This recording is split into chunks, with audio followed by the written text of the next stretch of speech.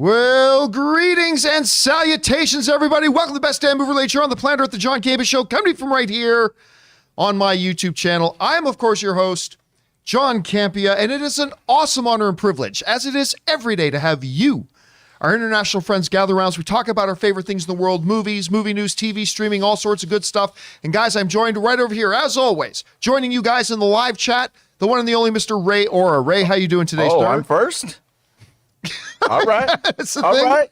Always in our hearts, Ray. In there, desperately searching right now for, he's desperately, all morning, he's been over there desperately trying to find a 3D screening of Doctor Strange. Yep. He wants to watch this in 3D so bad. Sitting over here to my immediate left, Mr. Robert Meyer Burnett. Robert, how you doing today, sir? John, I'm still basking in the afterglow of being in the multiverse. Yeah, you really enjoyed that last night, didn't you? And we're going to talk about that a little bit more later. And we got a special guest in here. Actually, our first special guest in the new studio. You know him as the creator of the movie Trivia Schmodown. He's also got massive presence on YouTube as well. He's worked with me, a couple of times. Christian Harloff is here, ladies and gentlemen. Hey, everybody. Christian, how you doing? Good. I had to take a shuttle to get here, but I found my way. It's a little bit out of the way now that I'm not in Los Angeles. A nice, peaceful drive, though. I'll tell you that. It was good, but I did see a couple Ewoks on the way over. Yeah, with the Tidarium shuttle. It was. Anyway, guys, here's how today's show is going to go. We're going to break our show into two parts. On the first half of the show, we're going to talk about some predetermined topics. Then in the second half of the show, we're going to take your live comments and questions. Now, how do you get a live comment or question on? Well, number one, you got to be watching live. Then, once we get to the end of our main topics, we will announce that we're opening up the super chats. From that point, you're going to have about 2 minutes to get one in because they fill up pretty fast. And just fire in a super chat, and we will address those once we get into the second half of the show. But for now, guys, let's get into our main topic, shall we? And how do we pick our main topics here on the John Campea Show? Well, that's easy. You guys come up with them. See, whenever you come across a big topic, issue, or story that you guys feel we need to cover as a main topic here on the show, just go anytime 24/7 over www.thejohncampeashow.com/contact. Once you guys get there, you're going to see a form. Fill it out with your topic or question. It's absolutely free. Hit submit, and then maybe, just maybe, you might see your submission featured as a main topic here on the John Campea Show. With that down, let's get into main topic number one. And our first main topic today gets submitted to us by April V. And April V writes, "Hello, John. With all the discussion going on about Moon Knight, there seems to be an assumption that Moon Knight is coming back, just not in a Moon Knight Season 2. My question is, why do we assume that? If the plan was to take Mark further than just Season 1, then why didn't Marvel just sign Oscar Isaacs to just one season of TV and not also a movie deal? I guess what I'm asking is, why are we all so confident that Moon Knight is coming back at all?" All right. Thanks a lot for sending that in, April. And yeah, we've been talking a lot on the show lately about, obviously, Moon Knight. Moon Knight just had its finale. I really like the show. Was not big on the finale, to be honest with you, but I like the show overall. But we then started to debate. Is it a one-shot? Is it going to be multiple seasons? Disney submitted it as a limited series at the Emmys, which would suggest that it's a one and done according to their rules. But then in the final trailer they put out, they didn't say series finale, it said season finale, which got people guessing. Then yesterday, the producer came out and said, it was Oscar Isaacs came out and said, yeah, no, there's no plans for a season 2. So that seems to put it to rest. But why do we assume then that he's going to come back in some other way? Well, so far, Kevin Feige hasn't really had hasn't leaned towards just using a character once and not going back, particularly a character that they really focus on. So we've kind of assumed that. But apparently, they do have more plans because the producer of Moon Knight just kind of put it out saying that there is. This is what they said. This comes to us from the folks over at CBR who write the following. Speaking to Marvel.com, consulting producer Sarah Gorer all but confirmed that the Fist of Khonshu will make a triumphant return. In discussing the song used in the finale's opening moments, Earl Grant's The End, Gorer suggested that Mark and Steven's story is just beginning. It's a song that says, at the end of the story, it's a story without an end. It feels truer to the show in a way. It's just the continuation, and I feel like this was the right ending. This is a story that we've only scratched the surface of, Gorer said. No ending could possibly capture a story like this. The ending is really a to be continued. And that again comes us from the folks at CBR. All right, so we've all kind of assumed that Moon Knight was coming back. I mean, you don't bring in a Mark Spector like this. And then with the post-credit scene they had with him, right, obviously opening up a new door, we kind of thought that. So, Rob, to me, this kind of establishes, to me, certainty that they do have plans for Moon Knight moving forward. I still don't think it involves a season 2, but it could. But I think we're going to see Oscar Isaac again as Moon Knight. How do you interpret this? Well, Oscar Isaac did get, I believe it's an executive producer credit I think on this show too.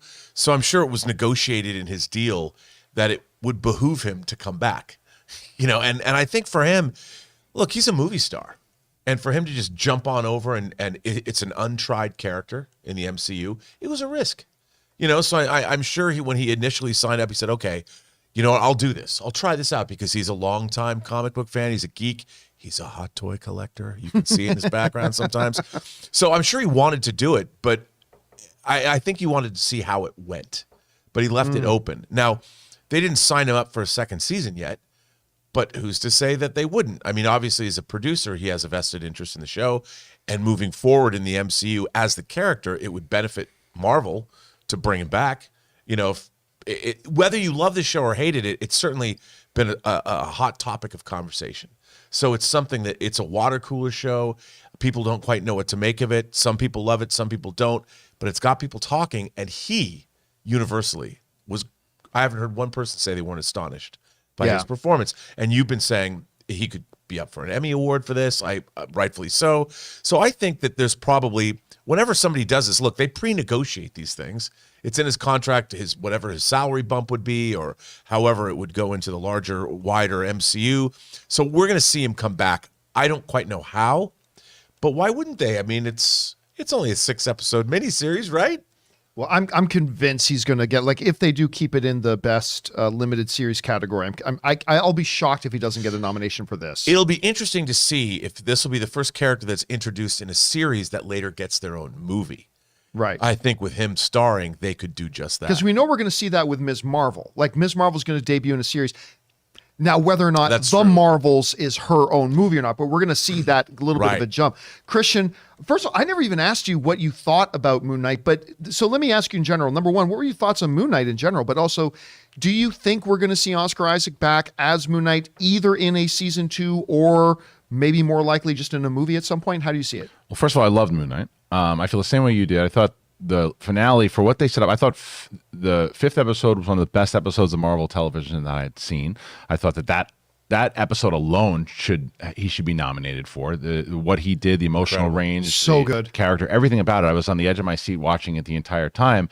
And what I said was that to me it was untraditional Marvel television. And then it jumped into the finale, which was traditional Marvel, and it was also short. Real short, and a lot of animals running around. So with that, it was a little. I mean, I didn't mind it, but it was underwhelming compared to the power of the 5th episode. But it doesn't take away from him. But I think you guys make really good points. The thing is, though, what they have done very smart in this series, out of everything, movies, shows inside of the MCU, this didn't connect to barely anything. No, they didn't. Yeah, which is great. And because of that, it allows them a lot of time. Because there's other movies and other shows that it's like, well, no, we set this thing up. We got to get it back because it carries on the timeline and the phase. This doesn't, because you can wait 4, 5, 6 years. You don't want to wait that long, but you can, and it gives you time to negotiate. And for exactly that reason, don't tie it in. If we can get Oscar Isaac to commit to 6 episodes and we do it, and we can bring this character out, we can get somebody like that, do it. I do think we'll get him back because money talks, BS walks, and that's exactly what's going to happen. They're going to offer him enough money. They're going to have a role for him that works. And if he says, yeah, that works for me, let's do another series. They set it up that you have to have another season because of the way that last season was. I mean, you could say, well, you could just leave it up to your mind as far as what happens next. But I think that there's enough there that the fans did respond to it really well. The ratings were really good. Why not bring them back? Why not have that thing? But you don't have to rush it now, because you look at something like Black Widow. Black Widow, obviously, because of the pandemic, ran into issues as far as when it had to be released. But in the timing of when that movie came out, both for us to watch it and in the timeline of the MCU, it hurt because Civil War was so gone. At that point, you're like, but they needed to get it out because to tell the story of that time and introduce Florence Pugh, and it was too late. And so they were kind of you have to release it at that point. You don't have to do that with Moon Knight. He will return, and they can do it however they want. Guys, the question is for you. What do you think about this? Do you think we'll see Moon Knight return? And if so, will it be in a Moon Knight season 2? Will it be in movie format? Somebody else's movie as a supporting character? Midnight Suns? Maybe a Moon Knight feature film? Whatever you guys think, jump down to the comment section below and let us know your thoughts. Okay, guys. With that down, let's move on to main topic number 2. And our second main topic today comes to us from Randall Holkin, who writes, Cobra Kai is easily one of my favorite shows on TV. The way they've been able to take an old franchise like this, give it a bit of a new twist, and then produce something still really engaging is incredible. Wondering if you saw that a new trailer for season 5 just arrived with a September release date. My question is, what is it about this show that makes it work so well when a lot of other movies and shows revisit, fail, and are you excited for the new season? Thanks, and bring on the filthy. All right, Randall, thanks a lot for sending that in. Man, you wrote into the right place, because there's nobody who has a deeper love of Cobra Kai than me. That's a lie. I don't like this show. I'm the only person I know that does not like this show. In my house, I'm even in the minority, because Anne, obsessed. Like, when a new season of Cobra Kai drops, that's it. The TV is booked. I have to make a reservation to see my wife because she's not doing anything else until she binges all of Cobra Kai. She absolutely loves it. I was very excited. You remember, you and I were doing a show together back when they first announced Cobra Kai. Yeah. And I was very excited about it. I think the concept of it is fantastic. And, I watched the first 3 or 4 episodes and it just wasn't for me. And that's perfectly fine. So, no, if you're asking me, was I excited about a new trailer? No, I wasn't personally, but I know a hell of a lot of you are. And I think it is very fortuitous today that we got Christian in the house, because Christian, they did a big event last night at the Microsoft theater, right? Yeah. Right down by Staples. Sorry, Crypto. And that is a big venue. That's a big venue. Yeah. And you were the host you had the whole cast there, talking to the cast, announcing the new season. First of all, tell me a little bit about that event you hosted last night, because we got a couple of pictures here too. Yeah. And then what did you think about the new trailer? So yeah, it was. I moderated last night to see the cast, and it was great, man. They had the mat set up, and they had Eagle Fang and Cobra Kai and Miyagi-Do, and I was able to bring out both Ralph Macchio and William Zabka and talk to them for like 10 minutes. And I got photobombed by William Zabka last night, which was awesome, who was just a great dude, great cast. And we talked a lot about the show, the things that I actually addressed the viewer who asked that question about what makes the show so special, and with a lot of screaming fans, and there were costume contests and trivia contests, and then they showed the trailer itself. But to answer the question, if I can, as far as why I believe this show is so special, it's the creators and what the creators have done. Both John and Hayden and Josh have put so much love into this show, and the way that we feel about Star Wars, or you used to feel about Star Trek. And I still do. I know. And all those things, like that's how they feel about Karate Kid. They put so much passion and so much love into it, and I think a lot of times people take an IP and go, "Oh, well, people are going to watch that if we just do this and this," and they throw it, and they don't really put all the love into it. These guys, they know these movies inside and out. They know the characters inside and out. They love it. And they've created this just world. And even last night, this cast, like I've done events where you leave, we all have, where you left and you're like, well, that person was nice, but that person didn't seem like they really wanted to be there, and that person was kind of a jerk. Tommy Lee Jones.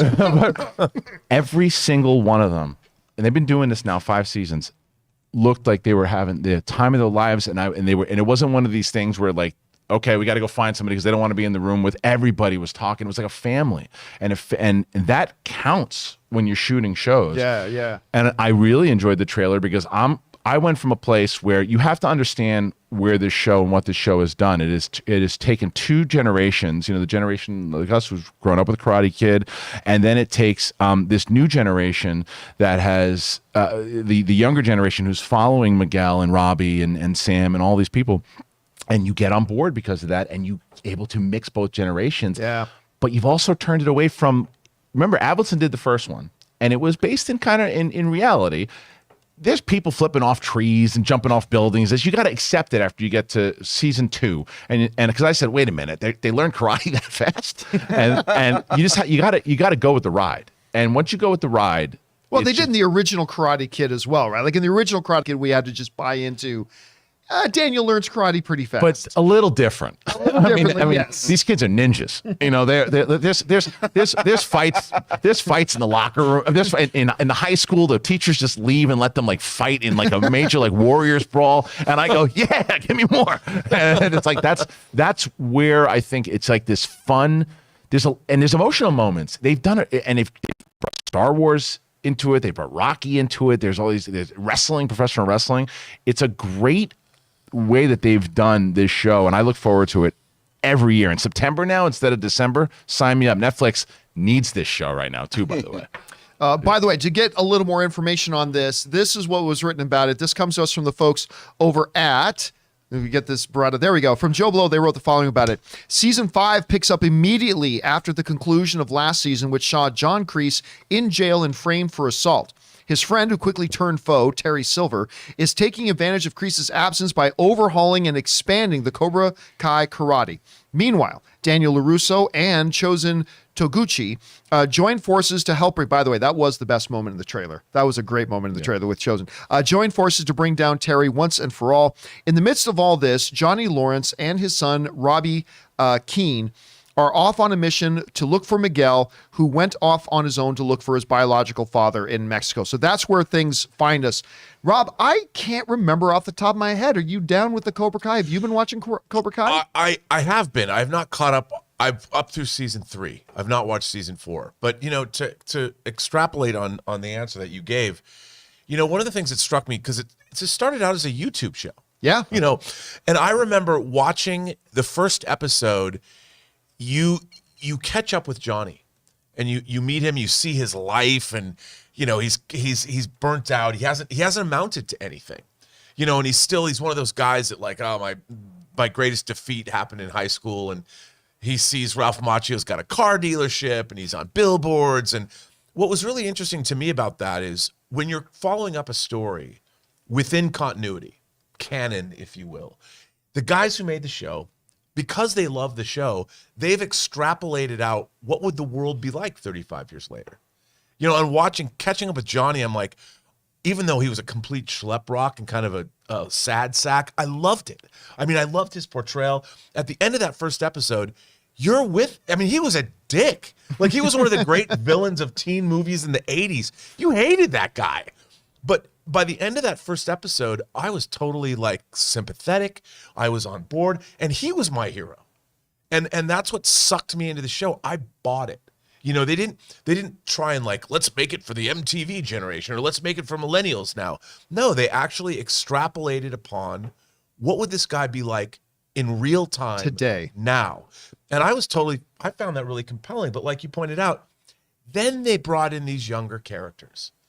And which was, if you look at this is how Star Wars should have been done. I mean, in all honesty, you bring back the old characters. You could have even done Last Jedi and started out with Luke being sad sack Luke. You could have bought into that and start that way. Yeah, and like, why did he become this way? That would have been interesting. And then bring in the new characters. And they did what we want from all of our franchises. It's all about characters and story, and they're true to the characters. And I think I am blown away by what they've done. And like you said, it gets a little unrealistic. You just got to go with it. But yeah, you've bought in. I've bought in. Now they've all become Jedi. It's fine. If only they could have made a decent show. I mean, that would have been. But I will say this though. You know what? Ann was watching it one time, and I walked in, and there was something that I thought was extremely well done. And it was, I can't remember if it was season 1. Honestly, I don't care. But it was season 1, season 2, season 3.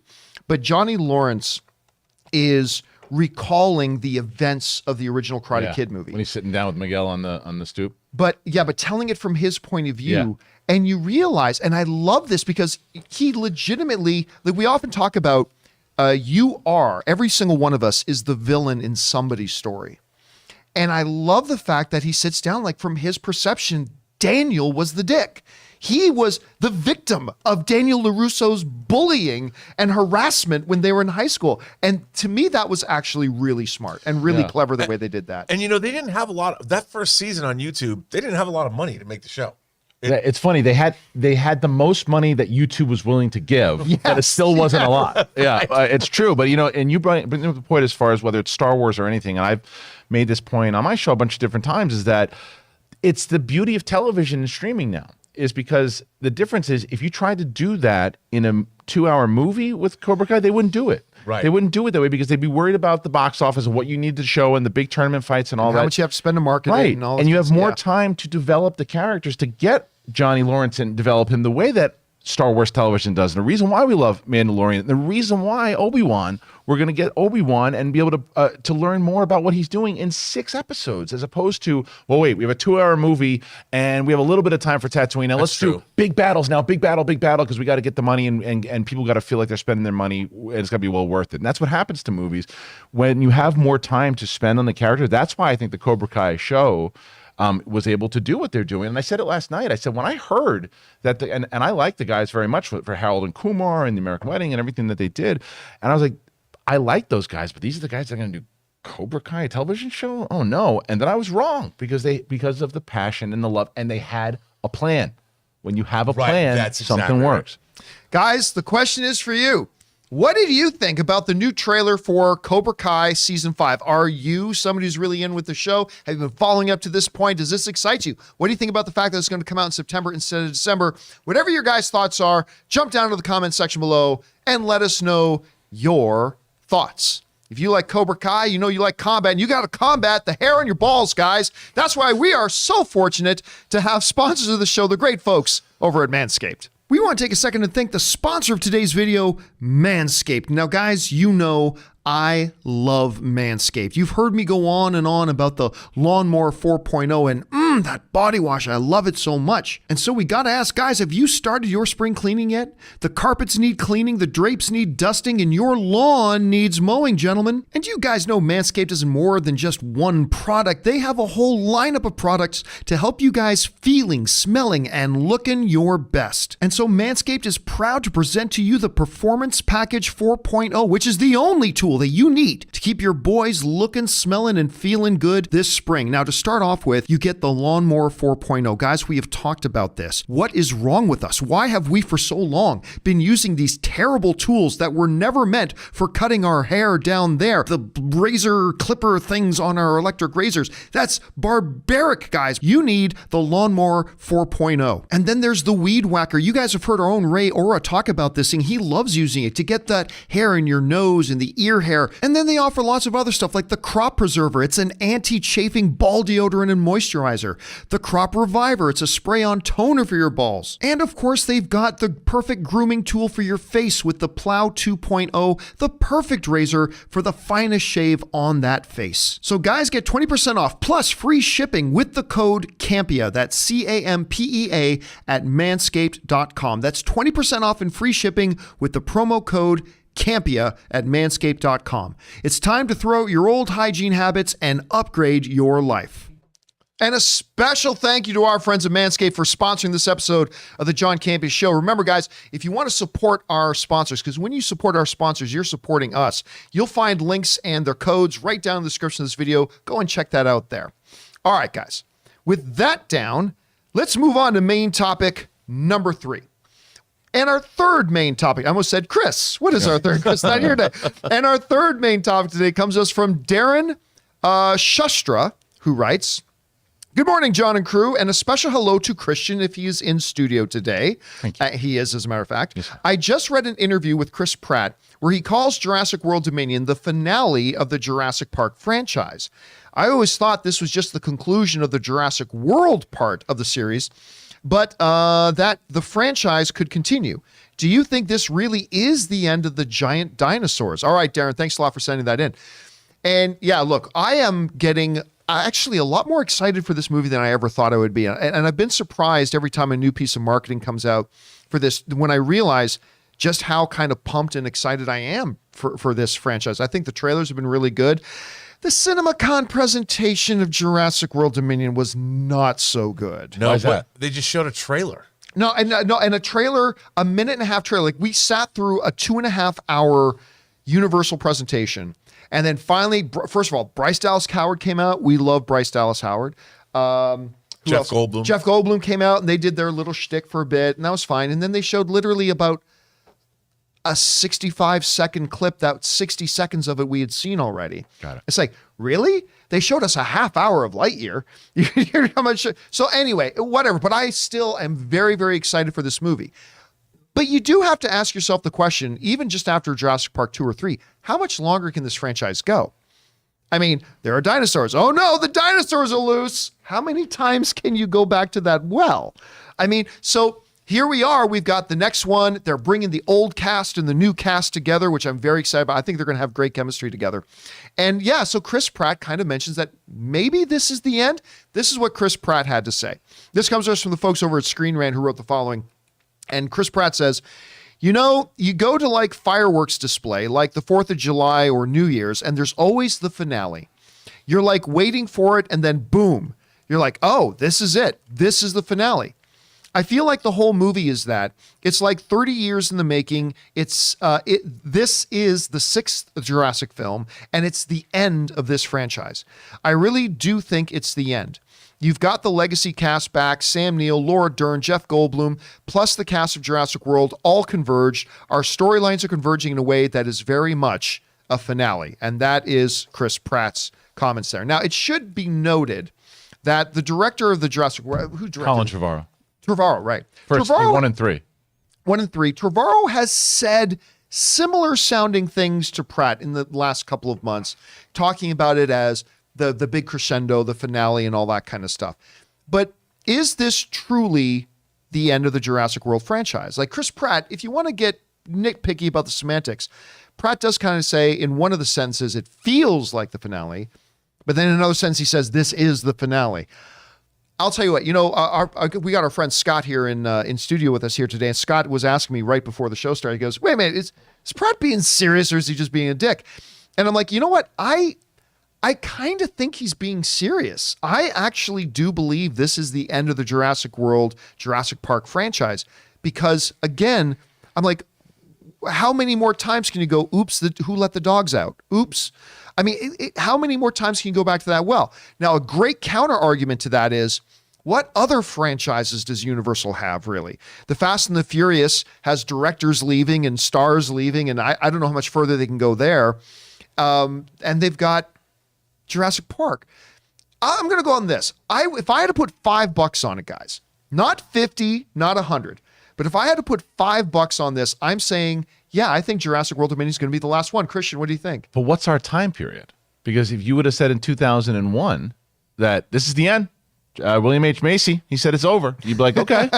And then 14 years later, we get another one. Yeah. So, and another reason why you can't say it's the end, the first two, even that crap piece that came out in that last one, that Fallen Kingdom, that made a $1.6 billion. A lot of money. If this movie makes $1 billion, yeah, it might be the last for Chris Pratt. It might be the last for Trevorrow, but it ain't going to be the last for Universal. No chance. No chance. Like, if it is, like, again, maybe it is the finale of Sam Neill and all that. As far as where it can go, I felt like, and we could have went the Planet of the Apes route in the last movie. And it seems like, I thought that's where they were going in this one, but there still seems like they're doing the same thing that they always do. They're, like you said, they're running after the dinosaurs. Oh, there's one in a movie theater. They got loose. And it's 2 hours and 40 minutes or whatever it is. Good Lord. But either way, the reason I want to see this is for legacy cast. They're playing off the nostalgia, and they're putting nostalgia together with the cast that we've already got established with from 2015 or whenever the second one came out.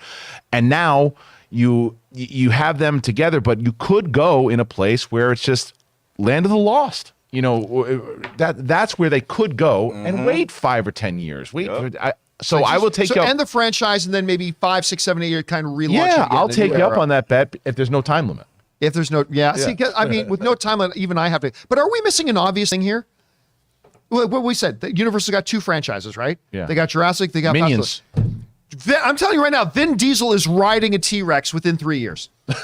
Vin Diesel is riding a T-Rex, Maybe. and out of shape, forgetting his lines, Vin Diesel shows up riding a T-Rex, calls him family, rides In in. space. In space. Dinos in space. It's totally going to happen. I love Vin Diesel. Everybody knows it. Okay, Rob, I don't know. You're hearing about this. Is this like... Christian raises a really, really good point about, okay, yeah, maybe this is the end of Sam Neill, Laura Dern, Chris Pratt, Bryce Dallas Howard, Colin Trevorrow, all that kind of stuff.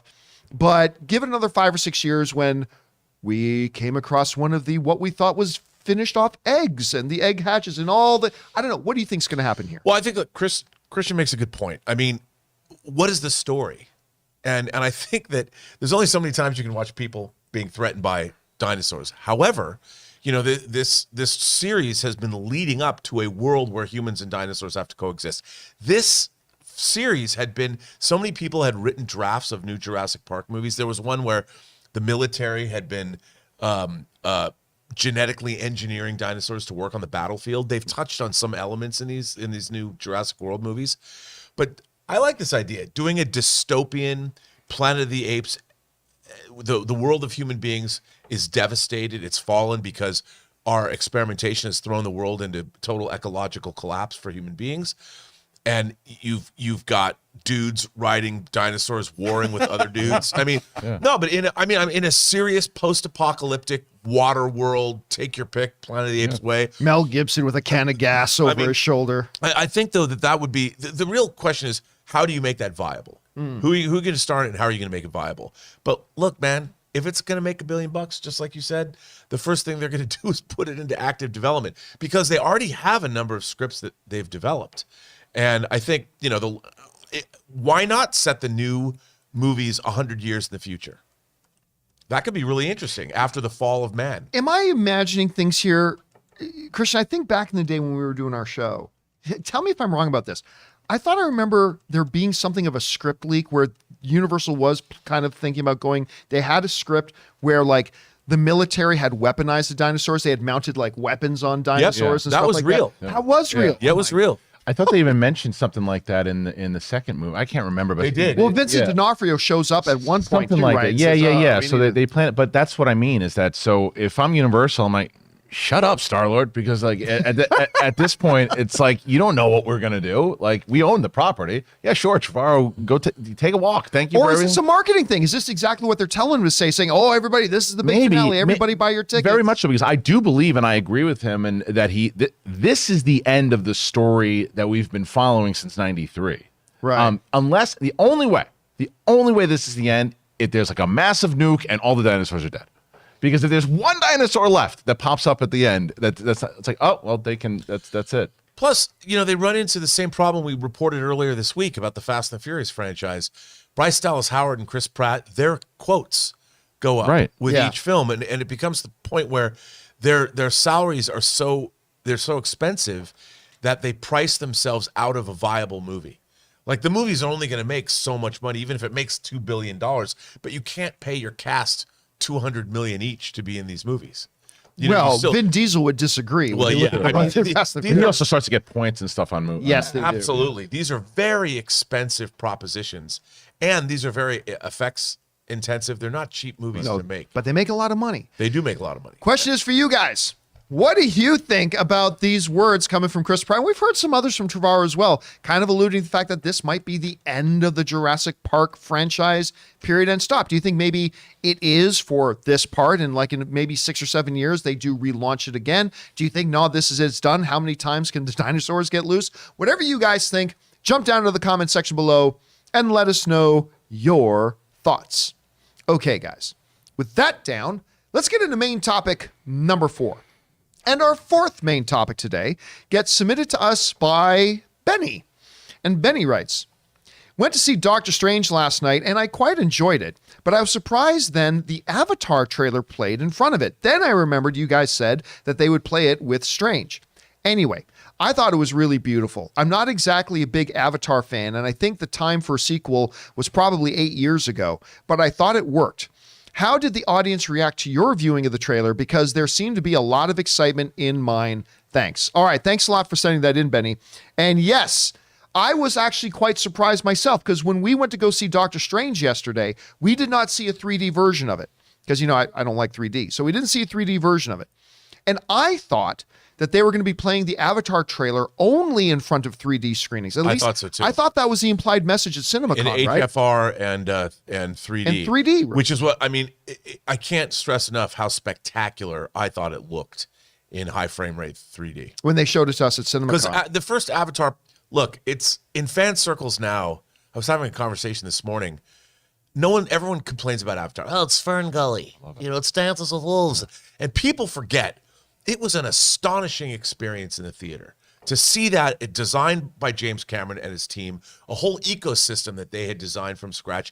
The visuals were incredible. I took my pragmatic mother that doesn't have an imaginative bone in her body. She had never seen a 3D IMAX movie, and my mom's eyes were as big as saucers, and she was 70 years old. It's great because now she's 83 and I'm going to take her to see this. But she turns and looks at me, and she was just with wonder in her eyes that I'd never seen in my whole life. And she was like, how did they do that? And that's what people forget about. How did they get those apes to ride those horses? I really think that fandom right now is sleeping on this movie. Yeah, but Rob, it doesn't have a pop culture footprint. I'm just telling you, people wanted to go live in, remember, people wanted to live in Pandora. They were having I think, and James Cameron is doing the R&D for the entire film business. I think we're going to see something special. I think people are, anyway, what do you think? Here, same page. I'm a massive fan of the first movie, and I think every movie we see, whether it's Star Wars borrows from other things, whether it's Star Wars or anything, and James Cameron did that, and you guys actually touched on it. I've been saying it for a while too. You don't doubt Cameron. He's not. You can say he says stupid things sometimes. You can say that he's arrogant. You can say all this. But the man delivers. The Titanic movie, that boat movie, man, that's gonna sink. and then it doesn't. It becomes the biggest movie ever. Who would have thought that movie did what it did? Avatar. Look, when we're talking about Jurassic World, that's an easier bet to make to say, oh yeah, it's gonna get close to $1 billion because it's a proven franchise. Avatar. What the hell was Avatar when it came out? What's this movie? And it makes $1 billion. It's still, I think now with the re-releases, it is the number one box office film of all time. It's getting re-released again. And it's getting re-released again because he is a brilliant businessman. He's a brilliant director. He knows how to shoot stuff. You're going to see stuff like when you forget. You brought it up just now. That was an event when you're sitting down, and even though you might not like 3D, you can't deny that movie. To me, that and Dread are the two best 3D movies I've ever seen. 100%. It was the best 3D movie. Absolutely, it was. The because best 3D it was built for it. It wasn't built off the idea of 3D's hot right now. 3D's hot right now, so let's make a 3D movie. It's like, no, this was made for 3D. You're supposed to watch it in 3D, and that is what this is going to be. I can't wait. I haven't seen the trailer yet. I was supposed to go see it last week, and I was like, I want to see it again, and I want to see it in a bigger theater. I do want to see it in 3D. I'm excited, and I forget which DC movie was supposed to release with. Was it The Flash, I think, at one point? It was Aquaman. Was it Aquaman? Yeah. It was Aquaman. Okay, so on the same date, actually. That makes sense, actually, in a lot of ways. But now it's got nothing.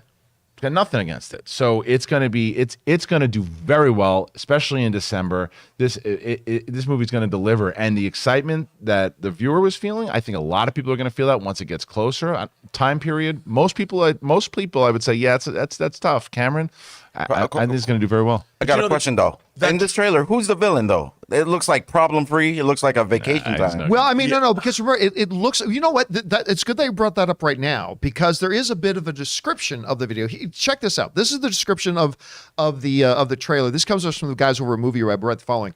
The teaser was a brief at almost a minute. You don't get any specific plot details, but there is a lot that can be inferred. A significant amount of time has passed since the humans were kicked off Pandora. Jake and Neytiri have a family. The RDA Corporation has returned in force. They have new avatars who look trained for combat. Killing Jake would be RDA's top priority. So it did we know that Stephen Lang is in this. Yeah. Love the slang. So he's going to be in there. It did look like they had their own avatars like they did before who are there hunting the other ones. So they didn't give us a lot. I'll tell you this. I was surprised when they played the trailer in front of the non-3D screening. And I actually heard from some people that were in a non-3D screening of Doctor Strange and they got the 3D version of the trailer, so it was all blurry to them. But I will say this. I don't think it's a particularly great trailer. What it is... It's really, because you got to remember, this movie is still forever away. This is a movie that's a long way off. This was really just an announcement. This trailer is just telling the world we're coming back to Pandora. It's real this time. We're Yeah. actually coming back. yeah, we're actually, really, no, really, not like It's the not 18 just a times theme we've park said. attraction. Right. It's not like the 18 times we've told you over the past decade. It's actually happening now, and it is beautiful, and it's all that kind of stuff. Our viewer mentioned that the audience he was with last night got really excited when the trailer played. I will tell you, at CinemaCon when they played that trailer, everybody was buzzing. Yesterday, though, when we went to go see Doctor Strange and they played the trailer, nothing. Crickets. To be fair, I didn't hear any reaction for any trailer, to be honest with you. Even the Top Gun extended. Yeah, movie. even that, there was like really no reaction. The only reaction we got in our theater, for some fucking reason, is when they played the damn Nicole Kidman thing, and Ray Ora decides he's got to start everything because they played the Nicole, and Ray Ora's like, yeah! So a whole bunch of people in the theater too had to go along with Which it. Nicole Kidman thing? Oh, you haven't been in an AMC theater for a while. No. You don't know this? What?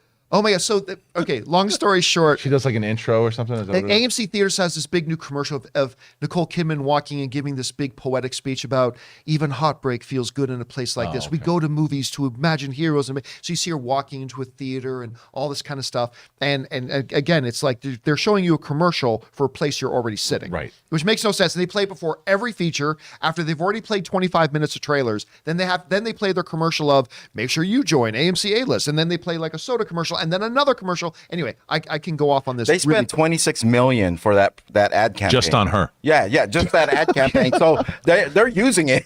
They need to use it. They're putting in a lot of there. Anyway, what even got me on that? Oh, yes. No reaction to the Avatar trailer. But to be fair, none of the trailers got any reactions. I'd be very curious to hear from some of you guys about when you went to go see Doctor Strange, and apparently a lot of you did, was there reactions in the theaters from when you were? I mean, how long ago was the first Avatar? 2009? 9. I think. So we're talking 13 years ago? I mean, it's... I also think, I think what's really interesting too about this, I think in fan circles, this movie is romantic. It's about ecology.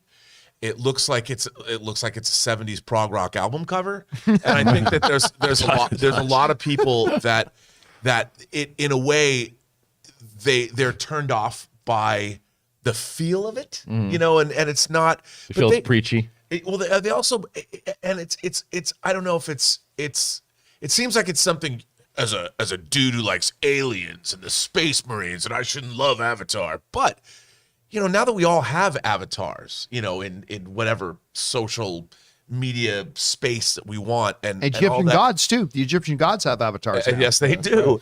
And I think that now, if people actually go back and watch this movie, it's pretty damn good. Yeah. And it's actually a really great science fiction movie. And if you watch the extended version and you meet Jake Sully on Earth and you see him get in a bar fight and he gets thrown out of this bar and they throw his wheelchair after him, I think this is a great science fiction film.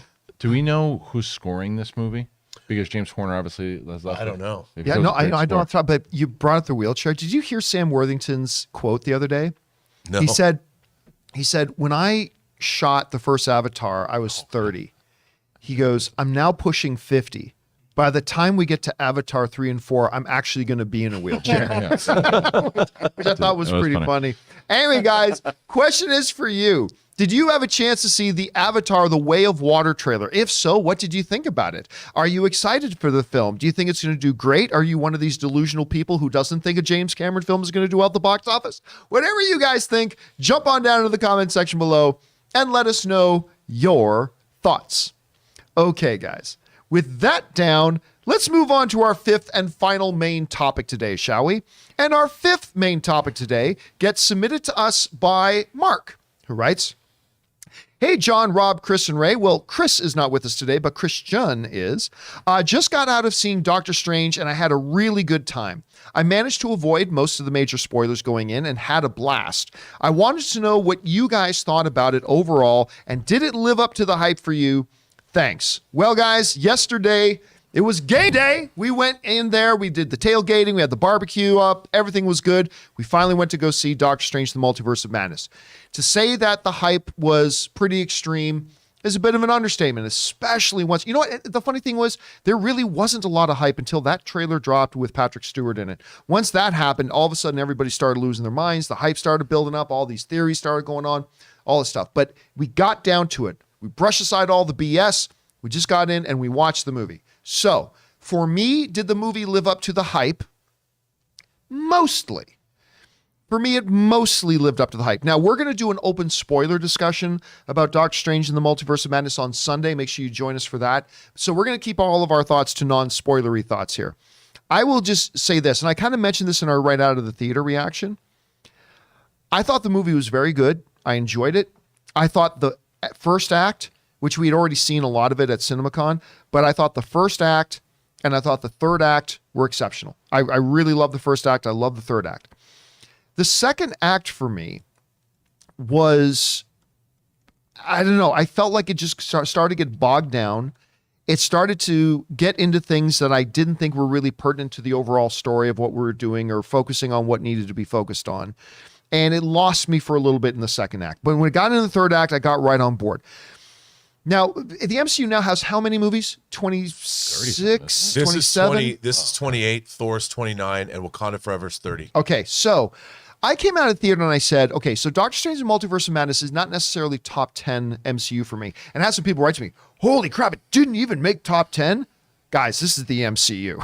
I mean, you got to be pretty damn good to get into the top 10 of the MCU. I put this on the same level of, I really enjoy the first Ant-Man. I will compare it to like something like the first Ant-Man, kind of projects like that. I didn't quite enjoy it as much as the original Doctor Strange, but I will say this. I think there is a possibility, however unlikely, that Elizabeth Olsen gets a Best Supporting Actress nomination for this. Man. I thought she was great. She was great, but I don't know, that's a tough one. Hey, you know what? It's kind of trendy right now for the Oscars to hand out a couple of comic book movie nominations. And if there's going to be one for acting, I can't see a performance being better than hers in comic book movies this year. And so that might be one, because honestly, whatever you think about the movie, I thought Elizabeth Olsen was incredible in this. I really liked her a lot. I mean, not taking away from good Canadian kid Rachel McAdams, Benedict Cumberbatch, Benedict Wong. I mean, I loved all of them. I thought they all did a really great job. This is definitively a Sam Raimi movie. I mean, this is Sam Raimi's DNA all over it. So I really dug it on that much. So for me, an enjoyable film. I liked it, had a good time. Did it live up to the hyper hype? Not quite, but still a good film, an enjoyable film. I put it on the same rank as, say, something like an Ant-Man. Rob, you saw it with me. What are your overall thoughts? Well, I have to say that for me, this was a minor MCU movie. For all the stuff that happens and the ramifications of the multiverse, what I liked about it was it was kind of a contained story. I didn't feel like the rest of the, even though you're talking about the multiverse and the universes could all be destroyed or whatever, I like this movie because it felt like one friend trying to help another friend who is in need. Right. You know, and with all the shenanigans that happened, at its core, it was really what it meant. I mean, obviously we know that Doctor Strange was trying to help Wanda, who was racked with grief, corrupted by the Darkhold, as we see at the end of WandaVision. You know, she's sitting there doing we don't know what. Now we find out. And I kind of really like this movie because it was a Sam Raimi movie through and through. I felt like I was watching a horror fantasy that I might have seen like an early 80s Chinese movie, like battling wizards, you know, on a mountaintop, literally. It had elements of that. Or like a 60s Hammer horror movie. I mean, outside, if I wasn't thinking about the MCU and I was just watching this movie, I would have been like, this is awesome. Like, if this movie had come out in like 1984, people would have loved this movie. Sam Raimi's like, from the director of Evil Dead, you know, and the XYZ murders comes Doctor Strange. And it would, and from that perspective, I loved it. I thoroughly loved it. Now, as a wider MCU movie, I got to say, it left me a little disappointed because with all this stuff, like with all the things that they allude to, it wasn't really a big part of the movie. Like, if this movie took out everything and only had Wanda, America Chavez, Doctor Strange, and Wong in it, just about them, no one else, I would still have loved it. with all the extra Sturm und Drang in this movie, whatever. But I loved it as a Sam Raimi Doctor Strange horror fantasy. By the way, I got to echo something that Ray was saying to me once, because I didn't know that I was going to dig the America Chavez character, to be honest with you. But, you know, I got to tell you, I thought she was a standout. And Ray, I know you really liked her too. Well, from what we saw at CinemaCon, I was like, oh, this character actually is, or like, I actually care about this character or see what she's about. So I don't know. I thought she was charming and she was engaged. Yeah. She went toe to toe with the character. I thought I really enjoyed it. She was like, I don't know what the hell's going on. Like, yeah. I don't know. You know? Christian, you had a chance to see this movie. What did you think of Doctor Strange, and did it live up to the hype? Well, it didn't live up to the hype for me, but it's funny because I echo a lot of the sentiments of what Rob just said, except I think that's a little bit more why I was a little bit more disappointed with it. Like it's my initial score has gone down since originally. I think I gave it like a 3.5 when I saw it. I'm probably at like a 3.1, 3.2 right now. A lot of the stuff did deliver on the Sam Raimi element. If you're a Sam Raimi fan, I think you're going to love this movie. I think there's so much. I think this is peak Sam Raimi. I think this is some of the best Sam Raimi stuff that he's done in a very long time. Yeah. And I think the stuff with the horror and the stuff that with the some of the really cool shots and like this peak Raimi stuff and stuff that's in there that I don't want to spoil. That's you're like, oh, well, there is some stuff that is truly horrific. Yes, and like major Raimi-isms with humor and stuff. So if you're a Raimi head, you're going to love this movie. I respect Sam Raimi. A lot of the stuff I feel doesn't work for me in today's the way things are, not just with comic movies, just the way that I watch movies and the way I like movies. And I think that his style sometimes overpowered this movie. And there are emotional moments inside of this movie that I wanted to really be emotionally hooked to, and I was not, because there's a lot of rushing that happens in this movie. You're thrown into things. There's stuff that came out that people have seen, the trailer with the big eyeball monster, that goes on way too long. And there's things like that many people will love. And I just thought there were times that things that weren't earned. There's stuff that happens in this movie. I'm like, okay, now that has been presented, that particular character is taking the ball and running with it. The performances are great, whether it was America Chavez or Wanda or anybody.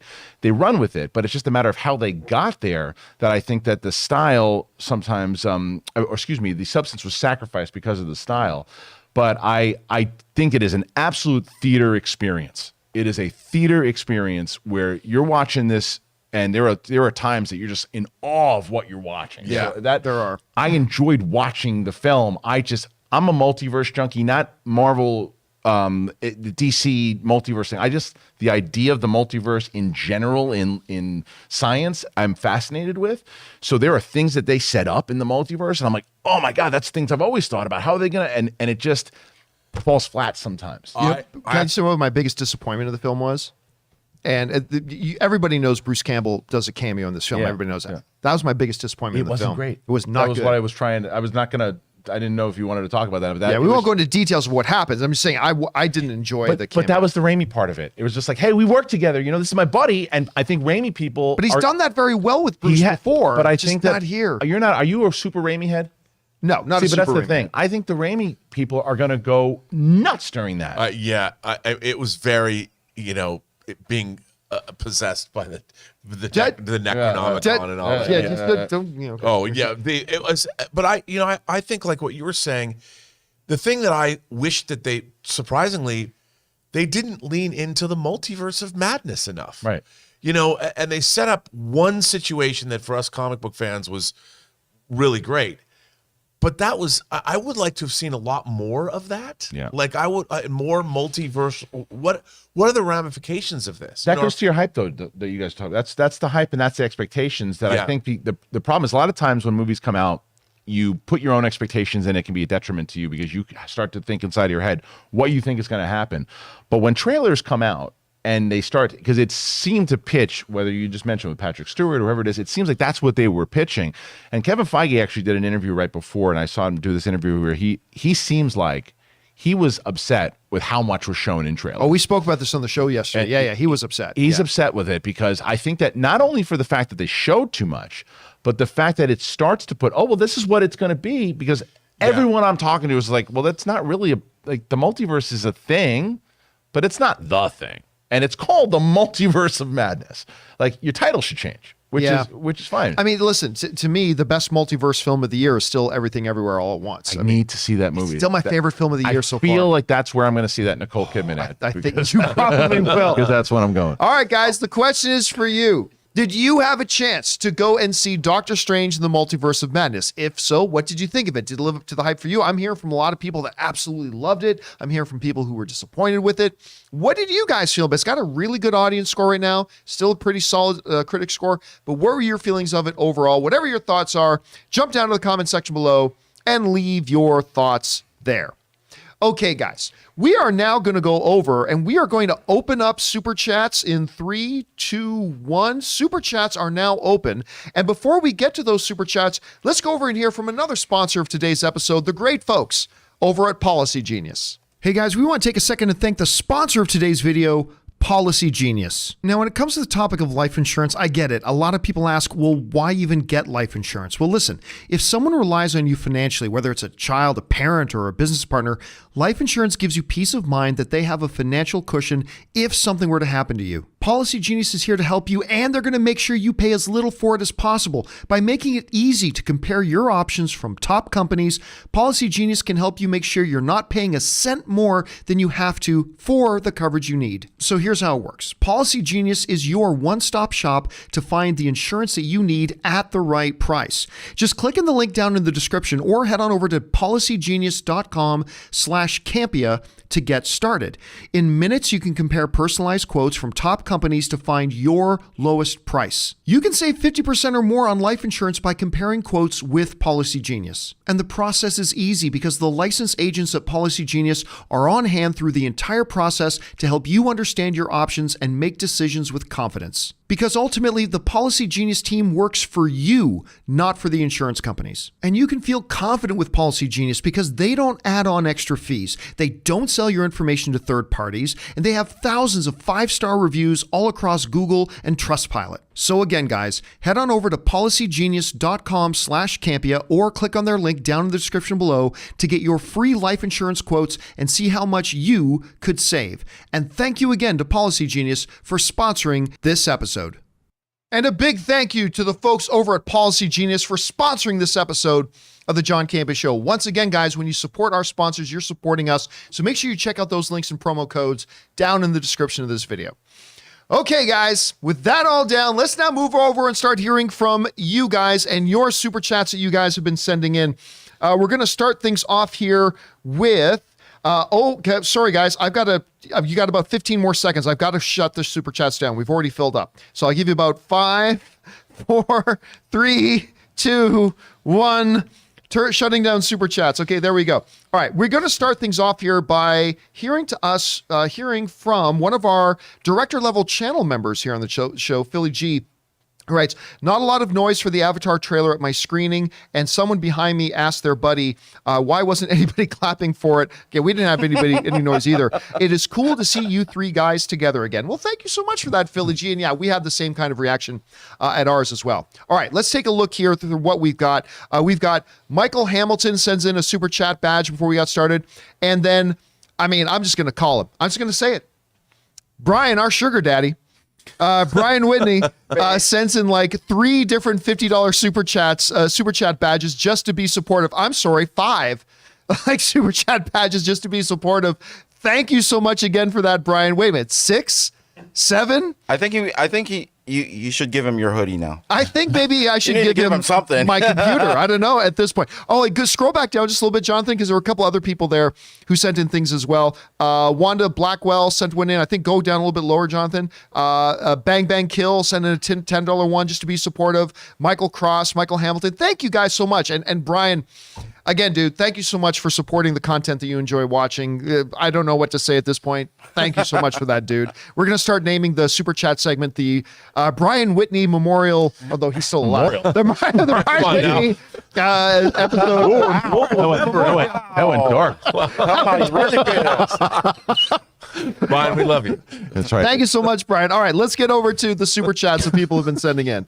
And we're going to get things started off here with, what's our first one here? Andy writes in, great seeing you again, Christian.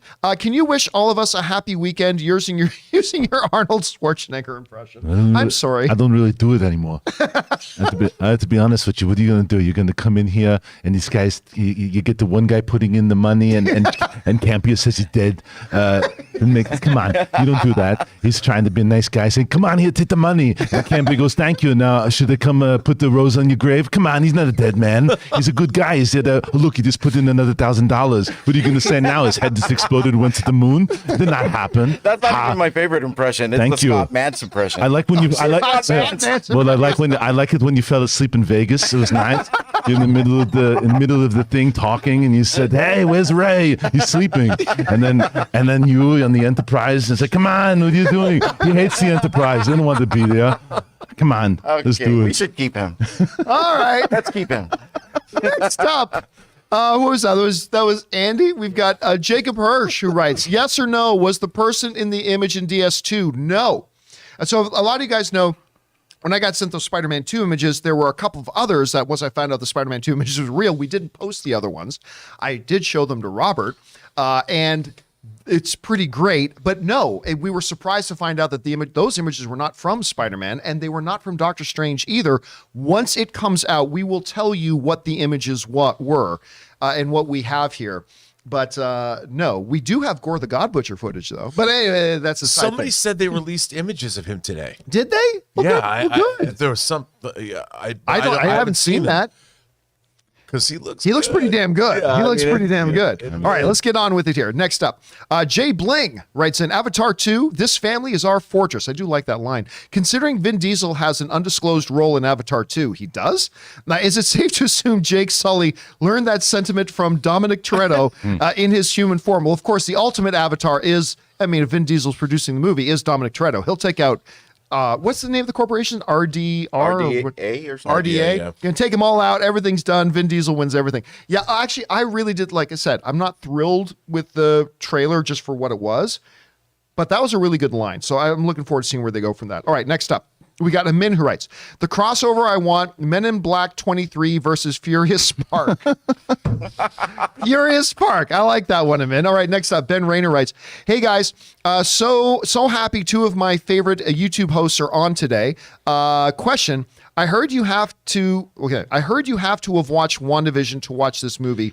Is that true? What do you think? Thanks for the show. Bring on the filthy. All right, this is interesting, Christian, because what I've been telling people, the brilliant thing about the MCU, and I think the number one thing, aside from making quality product, the number one thing that you can attribute to their success is that Kevin Feige has always maintained and made sure that every Marvel property that comes out is a potential entry point. That you can walk in on almost any Marvel property having not seen anything before, and you're not going to feel lost. I will say that I kind of feel like that changes with Doctor Strange, because I watched WandaVision. But if you just walked into WandaVision, or if you just walked into Doctor Strange and you haven't watched WandaVision, I think you're going to be very confused. I think you can follow it, but that was, even though I have seen WandaVision and I wasn't as emotionally attached, I think you'd be less emotionally attached if you haven't seen WandaVision. Yeah. Because they ask you for a lot. I mean, it's even referenced in the trailer that he brings it up. He's like, I'm not here to talk to you about the events of what happened. Yeah. So they're telling you in the trailer, make sure you watch WandaVision. Yeah. Because if you don't, there's tons. And again, See, I think the opposite. I think by him saying, I'm not here to talk to you about that, I thought that was like telling the audience, you don't need to worry about watching WandaVision. It doesn't imply that in the movie itself. You're right. You're 100% right. There's so much in that movie that when you get to the spoiler stuff of it that you can talk about, that they ask you to do, that I think emotionally plays better in WandaVision than it does in here, even if you've seen WandaVision. So if you haven't seen it, it won't tie, because you will have questions about, like, well, wait a minute, how did that happen? And like, oh, well, in the TV show this happened. So I do think that you should watch it. I don't think you'd be lost, but I do think it is something you should check out. They should require it. Actually, You should. Yeah, I agree. For this movie, you should watch WandaVision for sure. By the way, I just want to give a shout out to Mikhail May, who just became a director level member of our channel. Thank you so much, and Kay, who just became a member of the channel as well. Thank you so much for that. All right, next up, we got A. Marcellus writes, I had problems with this movie, but it wasn't the lack of cameos. Fans will never be happy until they see every character from the comics. Feige just needs to make an MCU film called Everyone Is Here. But I've always said, going back to the AMC days, I've always said the one problem with shared cinematic universe is not the filmmakers, it's going to be the fans who are like, you could have a movie about Eddie the clerk at the 7-Eleven who's in the MCU, and you're going to have 50 people asking, why didn't Captain America show up? Why didn't Captain Marvel show up? Why didn't Ant-Man show up? And yeah, the cameo thing has gotten out of hand. Just too many cameos people are expecting to see. And there are cameos in this movie.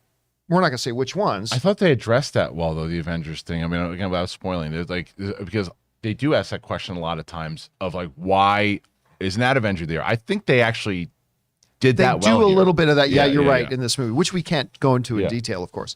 All right.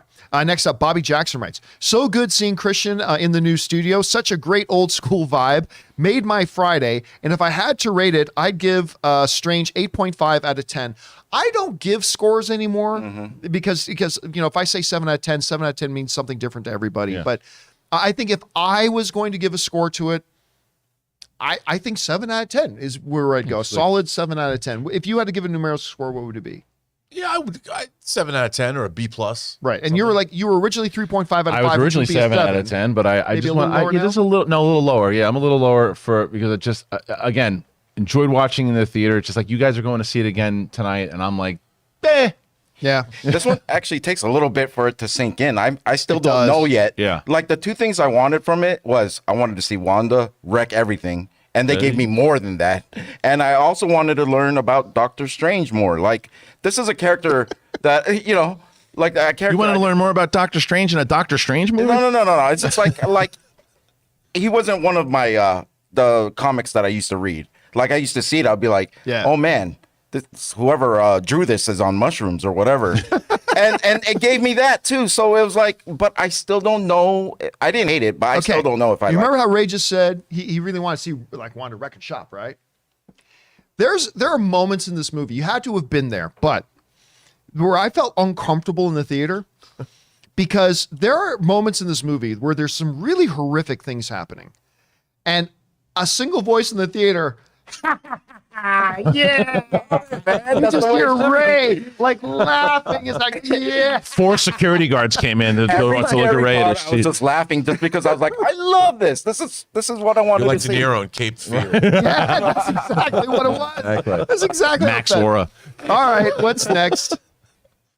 Where are we at? Bailey Fuller writes, why is Netflix have Jackass 4-5 instead of Paramount next month? Wouldn't Paramount benefit to have it all on services? Okay, yes, but you have to understand licensing deals are complex, right? And with licensing deals, this is why like Harry Potter popped up on HBO Max when it first came out. And then it disappeared and I don't know, went to Peacock or something like that. Then went somewhere else. Then it was in limbo for a bit. Then it was back. Like these licensing deals get signed for certain periods of time at certain periods of time, and they got to be honored. That's why, like, even when Disney Plus launched, a lot of the MCU titles were not on Disney Plus. Star Wars movies too. They were still on Netflix. They were still Some of there them, because there were still licensing deals. How would you guys explain that to somebody? Well, that's exactly right. I mean, and these licensing deals can be made years in advance, especially if something's a previously existing franchise. And that's why you see like Heat, Michael Mann's Heat just came to Netflix this week. When did they make that deal? I think that's going to go away. You're going to see less and less and less of that. Absolutely, yeah. I mean, that's why like Friends, Netflix spent $100 million to license Friends for 1 year. 1 year. In 2019 before it went to HBO Max, presumably forever. And that's just it happens.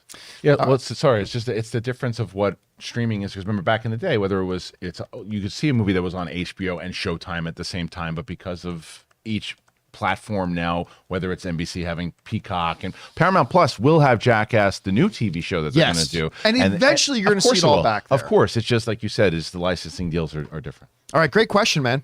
All right, next up, we got Elizabeth Gerardo. Hey, Elizabeth, who writes in, saw Doctor Strange 2 and I loved it. The cameos were really fun. The post-credit scenes were a hit or a miss for me. The first one confused me. The second one was hilarious. America Chavez was my MVP. I loved America Chavez in it. And Elizabeth, I'll be honest with you, I was not happy with either of the post-credit scenes. Now, don't get me wrong. I'm not one of these people who thinks a post-credit scene has to set up the next movie. Nope, I don't believe that at all. But I thought, the second post-credit scene was a waste. So I'm like, I turned to Ann and I said, we sat through 7 minutes of credits for this. And the first post-credit scene was okay. It was basically somebody going, hi. And that was kind of, I don't know, what do you guys think about the post-credit scenes? I like the first one because when I didn't know what the hell was going on, I had to ask questions to people that did know what was going on. But when I did, I thought, okay, although I thought it negated something that had just happened in the movie. I know what, I know what you're talking about. So that was weird to me. I couldn't agree with you more that the second one, I was like, oh man, you had such an opportunity to do something else there, and you did that. Yeah, I felt the same way. They were pretty inconsequential. Yeah, I agree. All right, thanks a lot for sending that in, Elizabeth. Next up, Bodby Jackson writes, Rob, what did you think of Strange New Worlds? Aside from a few minor quips, I really enjoyed seeing a hopeful message on TV again instead of another dystopian TV show. I thought, aside from being incredibly on the nose, I thought it was really well done. I like Anson Mount is a leading man. He's so good. I loved when I didn't know how I'd feel about him as Pike when he came on to Discovery, but you're right. He's really good in that role. I mean, he's the reason the show even exists. I agree. He's in modern Star Trek, of everything they've done, he's the only character that feels like a truly fully formed Star Trek character. And he's terrific. And they've got a good cast. I thought, again, for me, it's always about the writing. The writing was very on the nose. And I am tired. Everyone talks like they're from today. They talk in colloquial today English. When somebody goes on the bridge and Uhura goes, ooh, cool. I'm like, these are supposed to be people in a military environment. And, there's a chain of command, but everybody just seems to chime in whenever they want and to say something's cool in the middle of an All right, so we're going to, before we get into an avalanche of Rob hold on, going to everything We wrong almost with had it. Star Trek. We started so nice. Chapter 8. I have to ask: is Brian related to you or something? He just keeps showering you with love. Well, I mean, thank you, Brian. I mean, don't discourage him. Dear God. No, seriously, thank you, Brian, so much. All right, let's keep things going here. Next up, we got My Comic Planet, who writes in, I loved Elizabeth Olsen's performance, and the ending was great, but to me, Doctor Strange 2 felt like a great Sam Raimi movie trapped inside of a bland cookie-cutter MCU movie. I don't necessarily agree, but I can see where you're going with that. Like, I can see what you're how you're thinking that in that kind of a structure. And because in its DNA, I think we all agree here that it does absolutely feel like Sam Raimi film. Like, if I went into this movie cold, after the first half hour, if I started watching this movie, I go, man, I bet you Sam Raimi directed this. I mean, and that's without the Bruce Campbell cameo. So I totally see where you're coming from on that My Comic Planet. All right, next up. Jay Master writes, hey, John, over under 10%, we get a Mandalorian Season 3 trailer during the Mando panel and an Andor teaser trailer at Star Wars Celebration. Are you really, Jay, are you really setting a line of 10% that at Star Wars Celebration they may drop some Star Wars trailers? I will take the far over 10. I will go over 60 on that. Rob? Andor. I'll go even higher. 100% we're going to see something from Andor, and probably 100% we're going to see something from Mando Season 3. Christian? Yeah, I would. I'm always hesitant to do 100, but I'll go 99% because there's just too much now. I'll start going into 10% when it comes to how many movies they're going to announce, if any. Right. I'll start when it comes to if they're going to announce new shows or anything along that. But yeah, those particular, because we know they've been shooting already, and maybe more information on certain things with cast and how many seasons we might get at Andor. That's the type of stuff I'd be interested in percentages. But trailers, yeah, we're getting both. All right, next up, we've got Tyler Roden, who writes and sends in like a $20 super chat. Thank you, Tyler, for supporting us on that level, man. Tyler writes, I get the prequels weren't perfect, but I think the Clone Wars was... Okay, let me try this again. The Clone Wars and the prequels give some compelling storytelling way more than the sequel. I'm new to the show Sorry, the line jumped around. And notice your views. Please explain why. Thanks. Much love. Well, no, Tyler, I am not going to go into a diatribe again about why the prequels suck.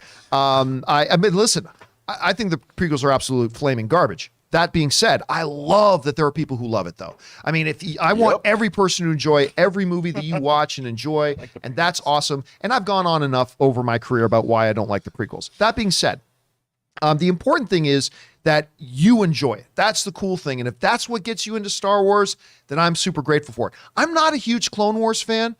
I'm very opposite from a lot of my fellow Star Wars fans, where I actually prefer Rebels over Clone Wars myself, which is funny because it's kind of the same extended story, same people making it and everything. But I really did quite like Rebels. Not so big on Clone Wars, although a couple of the seasons were quite strong in Clone Wars.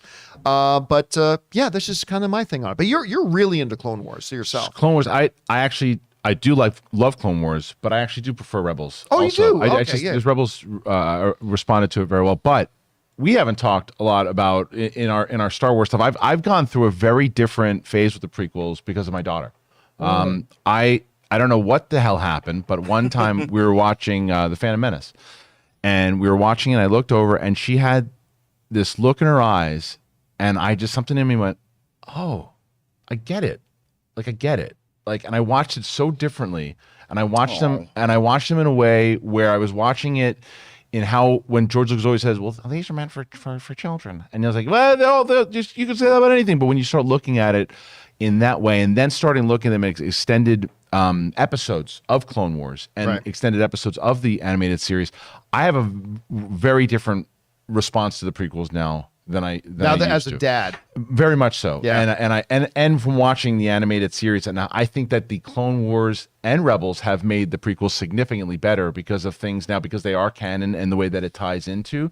So that's I'm a big fan of the Clone Wars. Ann and I were talking recently that we want to go back and do a rewatch of Rebels. Have a rewatch Rebels since it originally aired. Probably a good idea right now with the Inquisitors. Yeah. There's that too. All right. Next up, we've got Stray Wolf, who writes, only 3 nerds in the front row were cheering when the cameos happened. Anyone else was silent. It was underwhelming and a waste of time, in my opinion. I'll tell you what, our theater went nuts. Yeah. Like when the scene happens with the cameos and stuff like that, our theater went absolutely bananas, including Ann. And what's really super excited went bananas too. But again, your mileage may vary. That'll differ from theater to theater. All right, next up, we've got Zach Marcello, who writes, can we get Ray some Sweet Island theme items for his background? You know, it's funny because we were talking, or were we having lunch? Yeah, we were having lunch yesterday. And Rob said, we should get a green screen with the ocean breeze and everything behind him. I'm like, come on, guys, isn't this joke played out? But apparently not. Apparently not. Minority Island is alive and well. Ray's destination place. All right. Maybe we'll get a fake palm tree back there or something for him. All right, next up. That was Zach Marcello. Daniel Dang writes, my theater went berserk for the Avatar trailer. Yeah, see, that's the interesting thing. Every movie theater has its own DNA, right? For every screening, and different people react for different things. I'm glad to hear your theater had such a good reaction. All right, next up, we've got Andy, who writes, I give the Moon Knight finale a 1 out of 10. Ooh. There were so many avatars, and yet not one of them bothered to air. That's good. For those of you listening to the podcast, I should finish reading that. Not one of them bothered to airbend.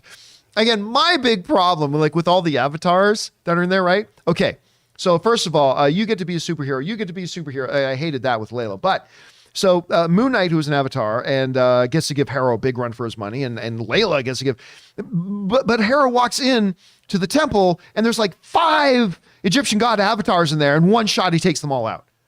But these other avatars, that he has a real hard problem with. I mean, that part really frustrated me. Okay, next up, we got Carlos Lima, who writes, send tips in like $20. Thank you, Carlos, for supporting our channel on that level, man. Hey, campers, with a lot of people wanting to see Top Gun 2, do you think that if a sequel to Legend was ever made, people would want to see it? I definitely wouldn't mind. Stay safe and bring on the filthy.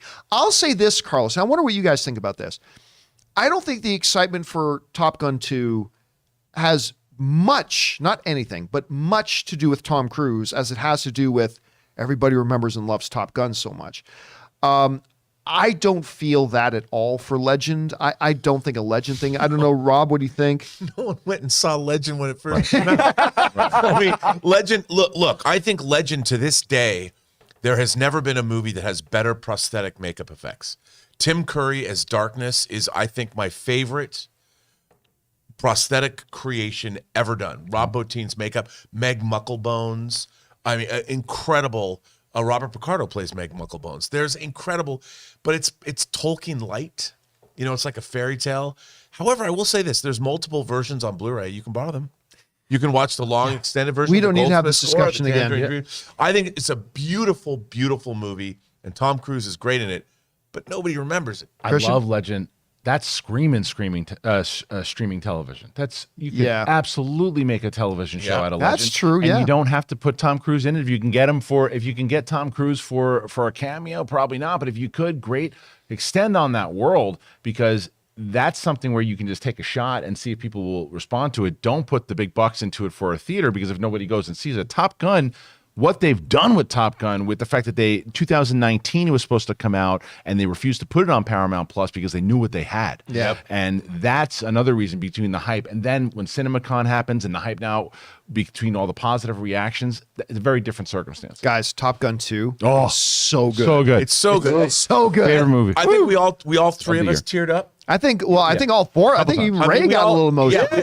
That was the last thing I was expecting to have an involuntary, real emotional response. Well, that's the thing. It doesn't, and you do not. That's a difference. What we were just talking about before. You don't have to be a Top Gun 1 fan to love not this at movie. all. Not at all. Not at all. All right. Next up, we got Chef Rigo.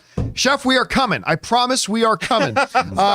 Saw Doctor Strange 2 after having magic brownies. It definitely was an experience. Hey, listen, I still remember. At the premiere for the first Doctor Strange, and coming out of that, and there were a lot of people you could tell had been using supplemental enhancements. I mean, for that one, the Doctor Strange movies are definitely ones that might enhance your experience a little bit with a little bit of help there, Chef. And yeah, keep the knife sharp, man. We're coming. We are coming. All right. I might have had an edible. Next up, Doctor Strange. Right. Rob, how did you meet John? Also, Doctor Strange 2 was disappointing. It is to some people. Just quickly, we were doing AMC Heroes. The first time I was on the 6th episode of AMC Heroes. I did not know who John Campea was. I knew who John Schnepp was. I'd known him for years. John Schnepp asked me to come on some YouTube show. I'm like, okay. I didn't know much about it. And then I go, there's a neat stage, neat set. And you were there, and I was introduced to you, and we did a show together. And that was literally, that was 7 years ago. That was April 14th. Yep. 2015. Wow. Yeah, 7 years ago. I can't believe the time's flying. All right, next up, we've got Andy, who writes, Spider-Man 2022, Peter Parker. I don't want to fight you, Flash. Ezra Miller. I wouldn't want to fight me either. Oh, yes, different Flash. The original Flash in the Spider. Yeah, I saw that meme. Somebody actually was passing that meme around. All right, and Ashton writes, cringed more at the dialogue than the horror. You know what? I've heard some people say that. With all the different issues I have with Doctor Strange and the Multiverse of Madness, dialogue wasn't one of them for me. I really didn't have a problem with the dialogue myself. No, I mean, you've got wizards and sorceresses and creatures. Different levels of reality and dimensions. Yeah. And I honestly didn't have a problem with the dialogue. So that's just me. All right. Next up, Blackjack Hooligan writes, I just saw the Arrow 4K release of RoboCop, and it was amazing. After watching it, I got to say, I'd buy that for $1. Listen, I don't even know why I'm asking. Rob, do you own the 4K version of? Yeah. Yes, I do. Yeah. And it's great. It's a box set, special edition. But what really bothers me, it's an exact duplicate of their Blu-ray set. Oh. Why didn't they just put it out in 4K in the first place? I got some breaking news. Just unfortunate that Charles Oliveira didn't make weight. Oh, screw that. So really? no title on the line tomorrow. Because he didn't make weight? Yeah. That coward. That absolute coward. That was Gaethje's belt. Gaethje was about to bust his ass to take that title. Yeah, that wasn't an accident. Freaking coward. Well, I mean, you've been doing this. If you do this all the time, and if you don't feel you're making weight, why even get into the fight or do whatever? Just say something. don't take it to the. But okay, so the title's not on the line. Is the fight still happening? They're probably, yeah. Well, why would Gaethje take the fight if the title's not up for it? Fredo's saying 155.5. Probably to whoop that ass. Anyway, Supposed to be one. Oh, it's only by half a pound, I guess. But still, they take that stuff seriously. you're allowed to miss by half a pound. Wait, I thought half a pound was the. I thought hold on. Let me look into it. I would love if Ray just made that whole thing up. Yeah, most of our viewers don't care, so that's fine. Let's move on. Next up, we've got Jay Bling, who writes, Chosen getting in Terry Silver's face was my favorite moment of the Cobra Kai season 5 trailer. I'll tell you what was the line that he said to him again? The Chosen gets the Silver says something, and then Chosen comes in and says, Oh yeah, it's more of a it's basically it's to show that he's got an edge. It's to show that you're fighting a different kind of Miyagi Do here. That it's I forget what the line itself was, but that's So Yuji showed up last night at the event, by the way, at the very end to talk about Chosen coming back. Oh, nice. And that's one of the things that I'm really looking forward to, the confrontation between Chosen and Terry Silver. Absolutely. Oh, there's something. The line is, thanks, Mike Cat. Don't play or fire. Well, I'm gasoline. Yes, that's I'm exactly like, look, what I'm not even a Cobra Kai fan, and even I was like, yeah. That was a Chosen and great Daniel line. working together is a great angle. I love it. All right, what's next? We've got Caden, who writes, 1, Mark/Steven/Jake and Dane Whitman will appear in the Blade project. 2, Multiverse is number 9 in my MCU rankings. I enjoyed it, but not perfect. I mean, listen, a lot of people are speculating that we're going to start to see a formation of some kind of version of the Midnight Suns, right? Like some people are even thinking frickin' Ghost Rider is going to come out. Obviously, Black Knight is in there with Whitman. We've got Blade is coming, stuff like that. It would make sense. Do you think that's actually how they're going to play it? That's not a bad idea. I mean, remember, Moon Knight was first introduced in Werewolf by Night comics in 1975. Yep. And I think how the Blade movie is going to introduce the supernatural more so than, not just vampires. Like, how are they going to bring vampires in? Have there always been vampires? I mean, with a Daywalker, there's vampires. Where have they been? Probably in the same place the X-Men have been. Right. Like how do they do that? And they even kind of set it up a little bit in Eternals, right? Like to that one thing there. So like they're definitely going to be able to put that. And then with Moon Knight, I mean, you guys were there at, I forget what it was where Kevin Feige said it. I guess it was at in Vegas. D23? No, in Vegas for CinemaCon, where he said they were working on the plan for 10 years. Yes. Right? Yeah. So going back to our first topic, like inside of that plan, you better bet your ass at one point they're like, well, where, if at any, we can put Moon Knight in here and how that plays in. Like, well, Blade's coming out here. We could potentially do it there. Who knows? Yeah, I mean, I'm curious in this universe, where do vampires come from? Ralph. And if they tie, It's a supermarket here in California. I mean, their origins. Thanks, Christian. You've got the cursed blade of the Black Knight. You've got vampires, and maybe tied into ancient Egypt. Like maybe that was the origin of where vampirism came from. I don't know. I mean, they could tie it all in, but I mean, it could come from a plethora of places. So we'll see where they go. So you might be right about that. All right, next up, My Comic Planet writes, hey, Christian, great to see you on the show. I have a question for you.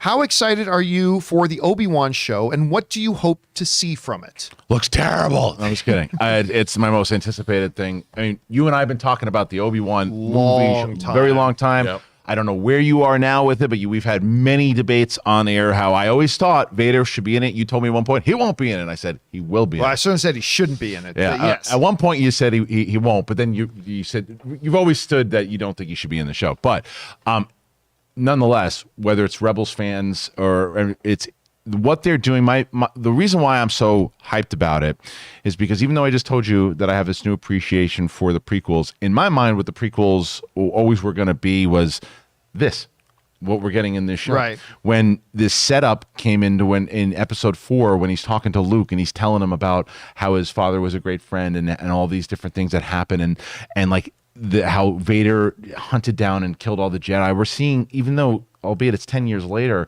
this is still such a great follow-up, and it's almost like the 4th prequel, and like everything that I've seen so far. And I'm most excited about Deborah Chow directing the entire series, because we haven't had that in Star Wars yet, to where someone's directing a whole series. Have you mentioned a good Canadian girl? Have I thrown Bryce that out Dallas there? Howard. I mean, not Bryce Dallas. That was No, Deborah Chow. Deborah Chow. Yes. You know, she was Canadian.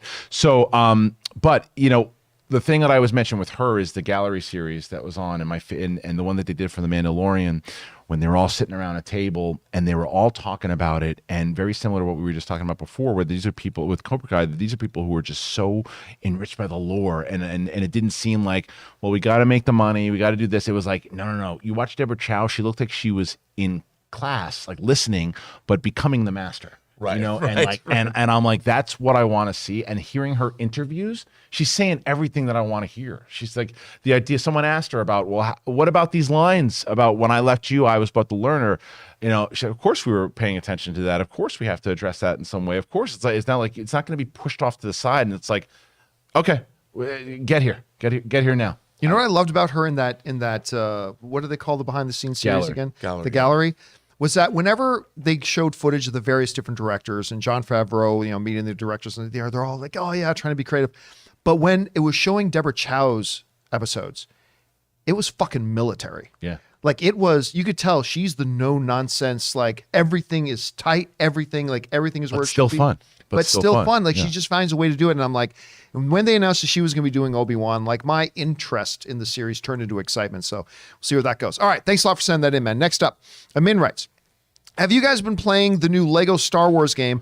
I always enjoyed most Lego games, but the care and detail in this new one is amazing. I downloaded it. I played it for 15 minutes and I haven't played it since. So I just haven't had time. Oh, okay. So I got to get it loaded back up. I put it on my PS5, loaded up. It looked beautiful. And some of the lines were already really funny. They do a good job writing some humor into this game. So I got to get more into it, Admin. All right, next up, Spencer P. writes, hey crew, I saw Doctor Strange last night. Got to be honest, didn't love it. Second act didn't work for me. I'm the same way. Didn't work for me. And the finale felt rushed in my opinion.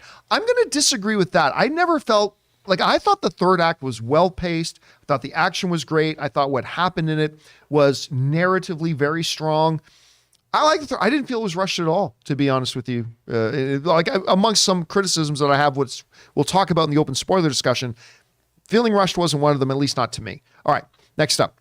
JP Burnett writes, hello, John and crew. Since Christian is on today, let's talk about how Obi-Wan Kenobi does not break Star Wars canon. It absolutely does. No, it doesn't. You're welcome. Have a nice day, everyone. It does not. Just for those of you who are wondering about what is this talking about, because I've mentioned it before too. So here's the thing. When the original Star Wars, when the line had, like, if you want to play a game of semantic hopscotch and do somersaults semantically, you can create a new way that it doesn't break canon. But anybody who watched Star Wars, the original films before anything else happened, the clear communicated message was that was the last time they saw each other. In the reference to when we last met, blah, blah, blah. The clear message of Star Wars was that. It was never in George Lucas's mind that we're going to have 5 other different stages between here and there when they met. Now, semantically, they will do some somersaults and hopscotch, say, well, we'll find a way to make it work. Here's where I'm at, what do they call it in the addiction part? Acceptance. I just accept that they decided to change it for the sake of the show, and I'm fine with it. I'm even excited to see Vader in this thing now, but it is changing what the original intention of the original movie was. I mean, sure, but you can even say that about Empire Strikes Back. George Lucas didn't know that Vader was going to be his dad, and I do. Yeah. I refer to that, or that Leia ends up being his sister. Right. I refer to that all the time. I agree. But that's the thing. But it was done clever enough that you're like, okay, that works. Now, Yep, I accept it. I'm not going I to accept disagree with you that if it's done poorly, though, and it doesn't, and it's because there was stuff that was done poorly in the prequels that mess up canon. Like, and I hope that they actually fix this in Obi-Wan. Hey, we're gonna hide these kids. Where are you gonna put Luke? I figure we'll put him on the same place that his father was in the same house. What's his last name gonna be? Skywalker. Nobody will suspect a thing. Now, the way that they could change that, and people have been suggesting, which in the movie, the original movie, this kind of goes to this conversation in New Hope. Never once on Tatooine did they call him Luke Skywalker. Now, if he's referred to on Tatooine as Luke Lars, okay, it's because you never call him that. That's the type of stuff you're talking about that you can get away with it and say it's done all right. But if it's just like if you just ignore it or do a sloppy way to do it, that's when you get into problems because the I am but a learner is the tougher one, because the thing that really plays for me that works well, and the reason why I thought Vader should be in it, which we've been talking about forever, is Return of the Jedi. Obi-Wan once thought as you did. That's the one that really makes sense, because in Revenge of the Sith, he thinks he's dead. He walks away from him, and then Padme is the one who says there's still good in him. It's not Obi-Wan. Obi-Wan thinks he's gone. Obi-Wan thinks he's evil. He never once thinks it, but 10 years later he does, and that's what we're going to get. I think the one phrase that you said there that I think kind of sums up my feeling of it is, if you can find a way to get away with it. And I think that's what they did. And Or accept and it it. works, yeah. And I accept it, Yeah. yeah. Like what I was saying yesterday, though, all he says, when I left you, I was but the learner. Now I am the master. And Obi-Wan says, only a master of evil. That's exactly what we're going to see, because Obi-Wan was always Luke's teacher. Anakin's teacher. Anakin was never a full-fledged master. Right. But he's a master of the Sith. Right. And that's why he says, when I left you, only a master of He's evil. trying to become a master. They won't give him the rank. Right. And so Put him on the Jedi Council, but we don't grant you a But master. Homeboy did. Palpatine did. So when he says, I was a master, only a master of evil, Darth, that's exactly what we're going to see. Right. All right, next up, we've got William M. Butlicker, who writes, love Doctor Strange 2. Watched it back to back in real D3D and IMAX. Probably not happening, but fingers still crossed for 266 million. Let's go, Ray. Yeah, 266 million is like the top end of the projection right now is 222. That's the top end of the projection. It's going to have to go like 44 million beyond that. So I don't think so. But again, if it hits 266, Ray is getting his brand new hot toy. And we'll see how that all turns out. All right. Matt Sanders writes, hey, John and crew, could you go into more detail about the scene you saw for Elvis? We saw more than one scene at the con. And what was the feeling in the room there during it? I grew up with Elvis, so I can't wait to take my parents to see it. And by the way, Matt sent in like a $20 super chat to support us. Thank you so much for that, Matt. Listen, I tell you, one of the most impactful presentations at CinemaCon was that Elvis presentation. Now, first of all, it should be said that Baz Luhrmann also hijacked CinemaCon. Like, he went way over time. Oh, really? Like, they even had the MC on the stage with him who noticeably kept trying to stop him and get him to move on, because he just started telling stories, right? And going. He was hilarious. And so their whole panel went way over time. wow. But that aside, I mean, Baz Luhrmann directed one of my top 20 all-time favorite films of all time, Moulin Rouge, so I'll give him whatever pass he wants. Maybe this word gets used too much. The Elvis stuff they showed us was magical. It was emotional, and it was moving, and it was like, first of all, I think we're about to see Tom Hanks in a way we've never seen Tom Hanks before. And Luhrmann says that, it's like, oh yeah, we just, like, Tom Hanks makes this movie happen. And then he even said, like, at one point he said, look, I actually wanted to do this movie. I thought about it. I was given a green light to do it, but I thought I can't do this movie because I'll never find the right person to play Elvis here. And then what's the kid's name? Austin Butler? Is that it? Austin Butler? Then he says he found Austin Butler. And then when you see the footage of it, you're like, yeah, they got the right guy to play this. It looks phenomenal. I can't wait to see it. You saw the footage. Oh, dude, I was blown away too. I mean, I'm a huge Baz Luhrmann fan. I love his Red Curtain trilogy. And what I thought was interesting, the specific scene that we saw was the segregated audience. Yeah. The black audience, the white audience. And of course, it's shown in the movie that Elvis grew up in black churches, and that's where he kind of learned to sing and learn the gospels. And so he's a staunch supporter of civil rights back in an era when a lot of people weren't. And all heck breaks loose. And he's going to get arrested. I mean, it's great because you see before the show starts, the cops telling Elvis before he goes on stage, don't you so much as shake a finger. Right. Because it was big controversy of the way he would gyrate the pelvis and everything. Don't you even so much as shake a finger. So he goes on stage. They got this rope down the middle. Black audience on one side, white on the audience. Elvis goes out there, starts dry humping the mic and doing everything he's going to do. And all of a sudden, the white audience and the black audience start jumping the rope and dancing with each other and all that kind of stuff. And of course, the police weren't having any of it. And then they're cutting back and forth to the Colonel with Tom Hanks. Oh, the scene was so good. The whole movie just looks like this incredible phantasmagoria of awesome. Yeah. I mean, it like Moulin Rouge, and like it really looks spectacular. Yeah. Cannot wait to see it. I'm a massive Elvis Costello fan, so I can't wait to see it. Oh. All right, next up. Oh God, I haven't heard Elvis a lot. Never Lose Your Nerd writes, happy to say I really like The Northman. I love The Northman. My third favorite movie of the year so far. Some weird parts, but it really worked in this movie. Great performance. And you probably mean Anya Taylor-Joy. All-Terrain Joy. Oh, yeah, is my favorite actress. This has been the last 18 months for her has been nuts good, and she's so good in this movie. Everybody in this movie is absolutely fantastic. It's a great thing. All right, let's move on here. Next up, we've got Phoenix Arising, who writes, just showing love. Hi, Christian. Thank you, John and crew, for all you do. May the filthy be with you. Well, thank you, Phoenix, so much for that. Appreciate that very much. All right. Next up, CJ Rebirth writes, loved Multiverse of Madness. Audiences cheered a lot. America Chavez was awesome. 9 out of 10. Also, Sam Raimi came out before it started. Really? Where did you see it? That would have been pretty awesome. That's really cool. That would have been really cool to see. All right, next up, Tim Platt writes, loved this movie. Was a bit concerned at first when I heard that this would lean into the horror part, but it was just cool watching Wanda be a badass. I'll tell you what, without going into details, after we came out of the movie, we ran into a younger couple that are fans of the show, and they came up to us and they had their little guy with them, who was what, 4, 5? Yeah, maybe a little Probably older. like 5 or 6. Probably about 5. Okay, 5 or 6. Their little guy with them, who looked kind of traumatized. Yeah. Yeah, he did.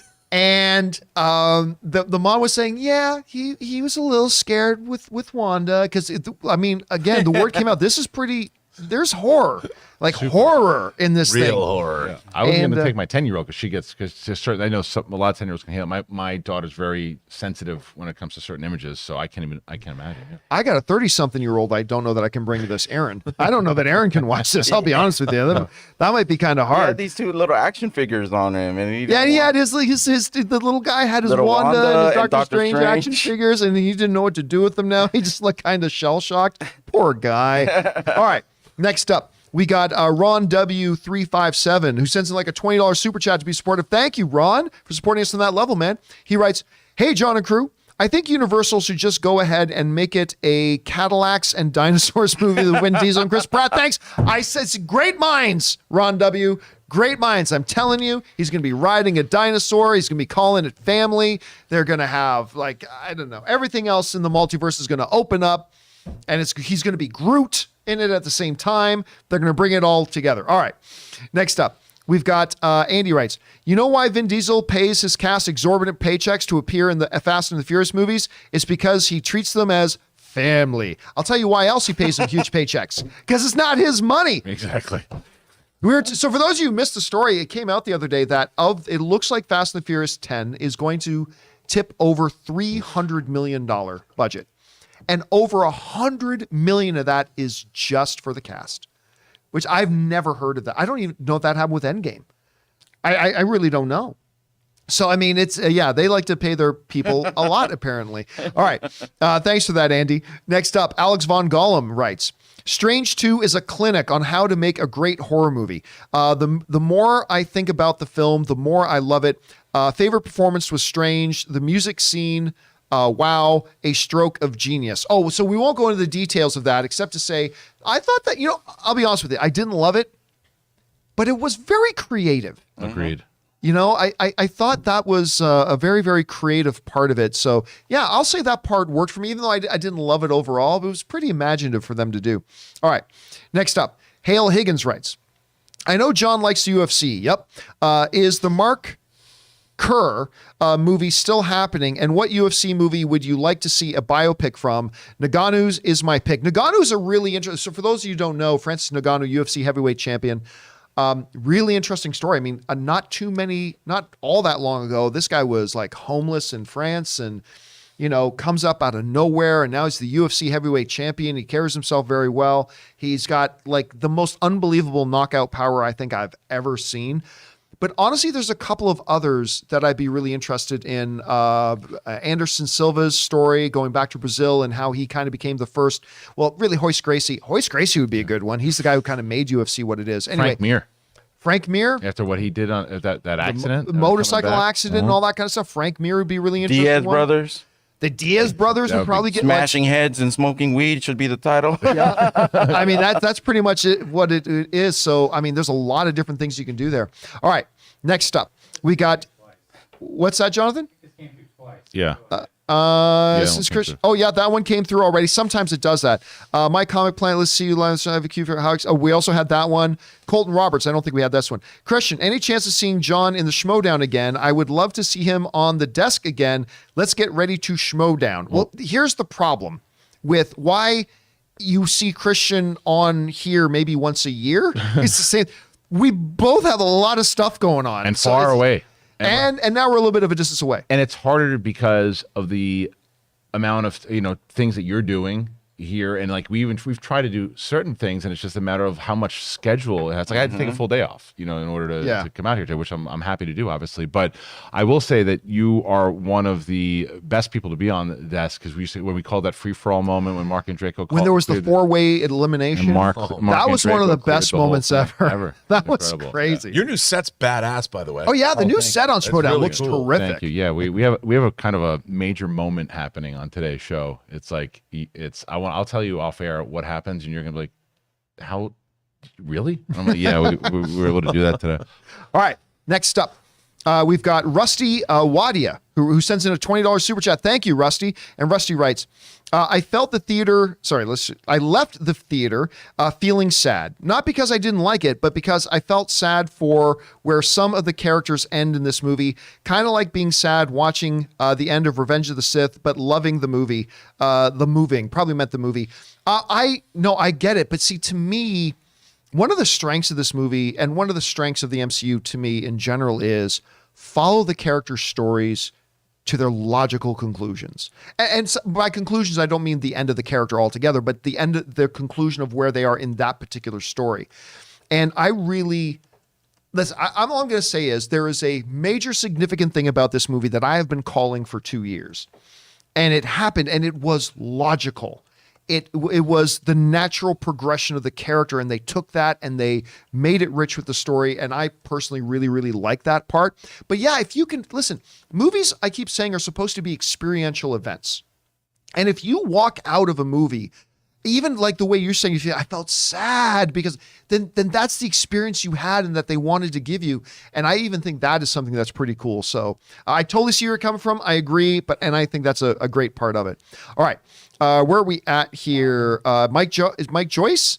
All right. Mike Joyce writes, Harloff and Campea together again, as Jim Carrey's Riddler said in the Batman Forever. Joygasm.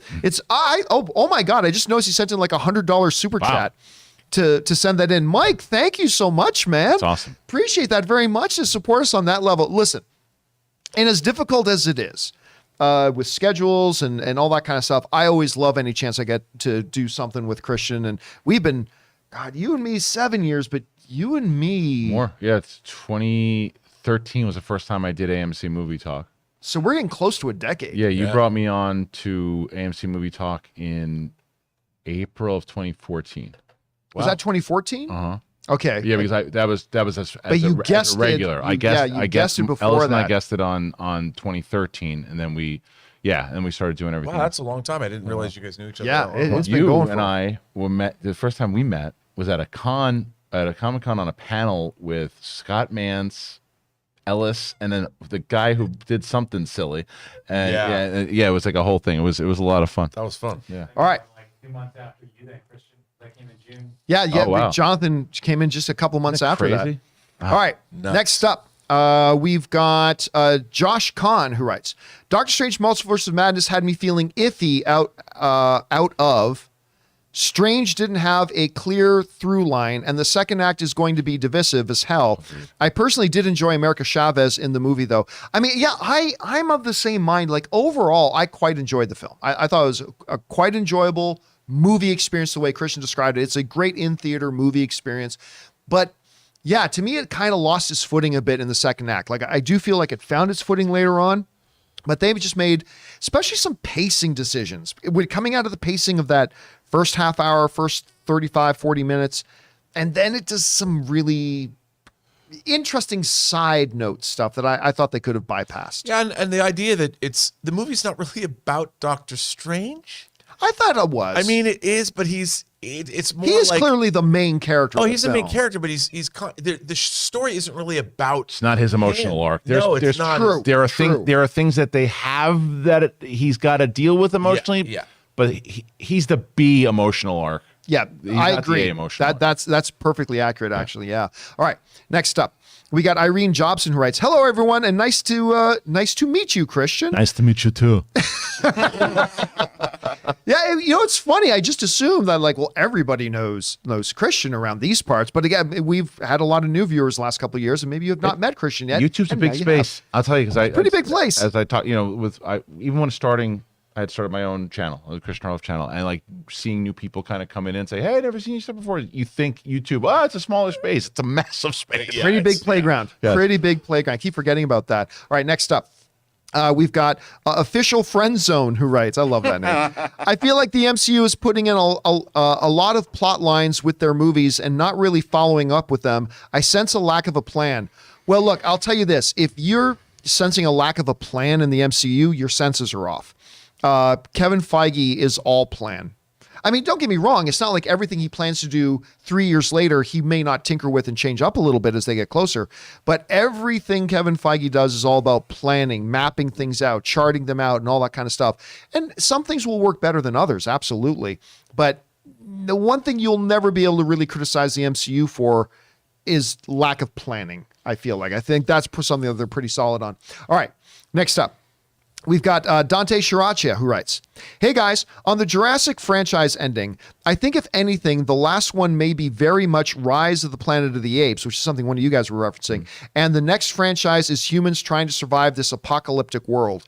I mean, the one thing about that though is that at some point the T-Rex has to develop opposable thumbs and start to do math. and because that's what it took for Planet of the Apes. But guys, they've done some crazy things. Could we see the Jurassic World franchise on Universal start to develop intelligent dinosaurs? But they are intelligent. That's the difference. But you know what I mean. Remember, they lived on the planet for like billions of years. Yeah. And the fact that they were around for so long, and the fact they only stopped because a meteor hit. Right. Like if it, what Clever, happened? they're all clever Yeah, right. girls. So you haven't had a movie yet when they're the dominant species. We're still the dominant species and able to overcome it every single movie. One movie where they're the dominant species would be very interesting, where because right now we're trying to figure out how to contain them. And when it's like, no, now how do we survive them? And not just on an island, in the world. Yeah. That's what becomes at least more interesting. Like, how do we farm Yes. if there's dinosaurs everywhere? Because the humans take over the moon because they get Right. they get kicked out of Earth. Yeah. So they're just doing strikes gonna have to. on Earth, trying to take back It's true. Earth from the dinosaurs. That's it. There's your movie. That's what Moonfall should have been. Yeah. Moonfall 2. 2. We just wrote the script for you. All right, next up. What do we... Moonfall 2. We just wrote the script for us. In crayons. Let's see. Yeah. Nathan Oswald writes, top 10 of the MCU. Number 10, Black Widow. Number 9, Winter Soldier. Number 8, Moon Knight. Number 7, Ant-Man. Number 6, Guardians. Number 5, Multiverse of Madness. Number 4, No Way Home. Number 3, Iron Man. Number 2, Infinity War. Number 1, Endgame.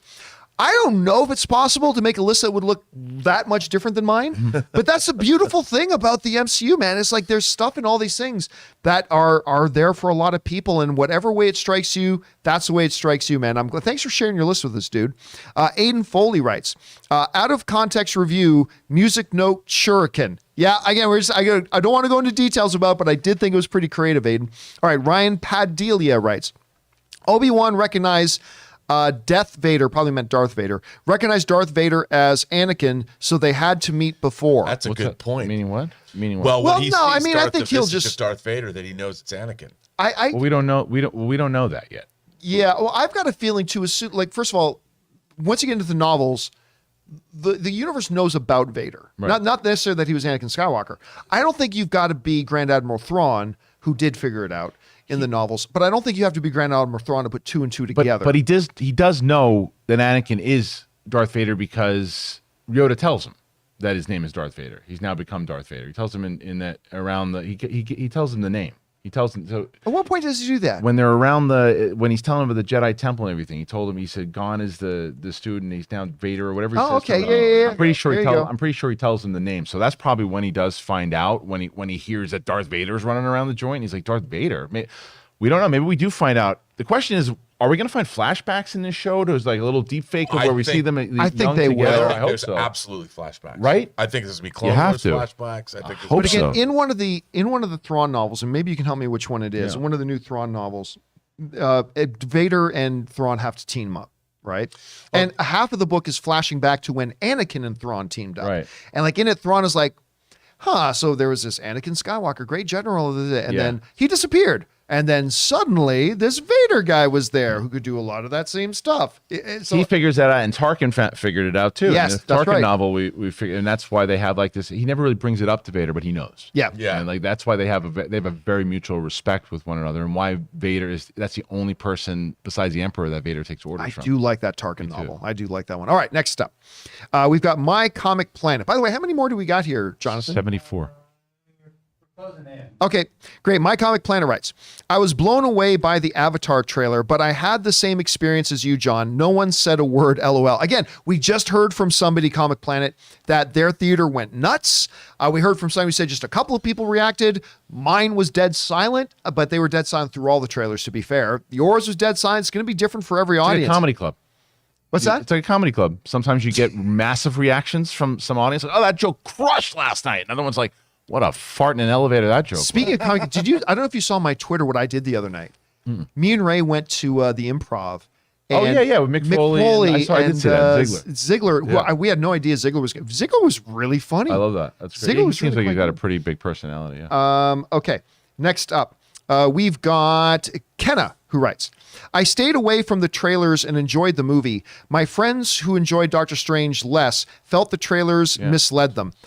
There is, I'm not going to say, we'll talk about it in the spoiler discussion. There is a scene that is very much in the movie that they put in the trailer that is exactly as it is in the movie, that in and of itself was massively misleading, but I thought in a brilliant way. Yeah. And we'll talk about that. I obviously can't reveal that here, but there's a scene in the trailer that's exactly like it is in the movie, but just putting in the trailer was by nature misleading, but I thought that was brilliant. I thought it was a brilliant misdirect. All right. Mike Farino writes, I loved it. There were a few parts that needed to be more fleshed out, but for the most part, it was great. 206 was perfectly because of the pace. I agree. I felt that the pace of, even though there were some problems in Act 2, I thought the pace of the film was spot on. I felt there was a real cadence to the film. And with whatever problems I have, I didn't think that was one of it. I like your observation there. All right. The Darman writes, I thought the Avatar The Way of Water trailer was kind of lame. I'm hoping that I enjoyed the movie more than the first one, which I also didn't like. Can I address something there with that comment? Yeah. Right there. That comment alone shows me why this movie's going to make lots of money. Because what does he say? He said, I didn't like the trailer. I didn't like the first one, but I hope I like this movie. Means he's going to see it. Gonna go see it. That's why this movie is going to make so much money, because people, whether or not he didn't like the first movie, and he's still going to see it. that movie's going to make a lot of money. That's similar to what we brought the other day. It's like it came up on the show where somebody said, nobody cares about Avatar. It's like, you know what? For a movie that nobody cares about, we get a lot of people talking about how they don't Yup. care about it. Right. And I a hate that movie. lot What are you talk doing this about for? how Yeah. people don't care. It's like everybody's talking about Avatar. I'm telling you, look, I don't think the new Avatar is going to make $2 billion. I don't. I think a little bit too much time has passed. But this thing is going to make huge bank. Huge bank. Well, we'll see. Unless the movie sucks, but we'll find that out. All right. Let's see. Kevin Unity writes, I felt the same as Rob. I did like the movie as I was watching it. I felt like I was late 90s, early 2000s Marvel movie. Is that a good way to describe it? I mean, to me, it felt like it would work as a standalone film. Like if you were just making because the rest of the MCU, I mean, yeah, you have to see WandaVision, I guess, but it felt like it wasn't necessarily directly connected to anything that was going on in the rest of, because like Doctor Strange he went on this odyssey by himself in America Chavez, like no one else knew, and Wong. Yeah. That was it. I mean, no one else. And the people at Comertage, whatever. but don't give too many yeah, details. but I mean, it didn't feel like anyone. If Doctor Strange say ran into Banner, he'd be like, dude, you're never going to believe what I just spent the last couple of weeks doing. Banner would be like, what? You know, and he wouldn't have had any idea. Like, really? You went into the multiverse? All right, next up. What's that? 13 more. 13 more. Okay, let's get through these last ones here. Danny Sanchez writes, so disappointed this movie, wanted to cry. Oh, that's too bad, man. But again, like every movie, everybody will have a different experience with. It depends on what we go into it with. And if it didn't work for you, that sucks, man. Sorry to hear about that, Danny. All right, Kenna writes, I stayed away from the trailers and enjoyed the movie. My friends who enjoyed the Doctor Strange less, we already did that one, I believe. The trailers misleading. Yep. Sorrel Z writes, thanks for exposing epics from John. It finished strong. How did you like it overall? Where do you think it will go from here? Dude, I loved this show. And if it wasn't for epics literally paying me to tweet about it, I wouldn't have even known about this show. And I am so glad that they're not paying me anymore. They paid me. I got paid. I'm done. It's in the bank. So I can say whatever the hell I want now. I really like this show. And like it got a season 2. And it got renewed for season 2. I know not everybody has epics, but I'm telling you, if you get a chance to check out this show check it out. It's got some Lost vibes to it. It's I think the premise is even better. So check it out if you get a chance. And I have no effing idea where they're going to go. I hope it doesn't have a Lost kind of ending. I hope they got a better plan than Lost did, but I don't know where it's going to go, but I'm excited to find out. All right. Michael Serta writes, speaking of horror movies and possible snubs, one snub that I'll never get over is the Toni Collette for supporting actress in Hereditary. Listen, I think the word snub is obscenely overused. I don't think you should accurately use the word snub unless you can make an argument that the person should not have just been nominated. They maybe should have won. And so I think people way overuse the word snub. Toni Collette in Hereditary is one I will use because I honestly felt that she was not just going to get nominated. I honestly felt she was a front runner to win. And when I'll never forget that, man. I haven't felt that way, Christian, because I think you and I were doing a show together at the time. I haven't felt that way when they were reading off a nominee list and Toni Collette's name did not get mentioned since they read off the animated nomination list and Lego Movie did get nominated. Oh, right. That one to me stood out more. I have not seen Hereditary still. So that's my God, Toni Collette, and that is so good. I legitimately thought she was going to win the award, let alone just get a nomination. So I totally get where you're coming from, man. All right, next up, we got Harris Servino, who writes, and sends in like a $50 super chat to support us. Thank you, Harris, so much for your generosity and supporting on mass level, dude. That's very kind of you. Harris writes, hey guys, been a fan since the Man of Steel spoiler review. So many people have found us that way. I would love to see that style of review come back. I wanted to show support and say that I'm convinced if Rob didn't spend all of his money on Hot Toys, that he would have a bunch of sugar babies. Who's to say Robert isn't himself a sugar baby? You know, what can I say? I mean, you know, I can't talk about my sugar babies. It's always confidential. I will tell you this, though. I once started to try to calculate in my head how much you may have spent on Hot Toys, just say in the last 5 years. And the number just becomes so astronomical in my head, I just get discouraged. I don't actually want to know the amount. Well, I mean, I stream with people that have a lot more than I do. Sure. You know, but yeah, I mean, I would say that I got a friend who does a lot more coke than me, so I'm okay. It's a lot. But you know, but you know what I would say. But you and I, like, I don't buy clothes. I mean, look, I'm wearing this cool T-shirt. I like this, but I've had this for 12 years. I got this at Comic-Con like 2008. Right. You know, the only thing I spend money on is books, Blu-rays, and action figures, and no food. I mean, well, food, yes. You know, I've been living off fumes for 33 years. I don't have like I don't buy expensive suits. You know, I don't really buy. I don't go out a lot. You know, I mean, yeah, they're and I talk about them and use them in the work week. Yeah, yeah. I mean, it's true. I mean, I literally used the business card to buy Captain America because I knew I wanted him as a set piece on the stage of the show. And then it becomes part of, it's a tax write-off. It's a tax write-off is over too much credit gets given to tax write-offs. All right, next up. We've got the man with the master plan writes, just want to say hi, Christian. Let Ray review Multiverse of Madness. Oh, I already did. Yeah, that was his review. I'm telling you, one of these days, I'm Ray, not sure yet.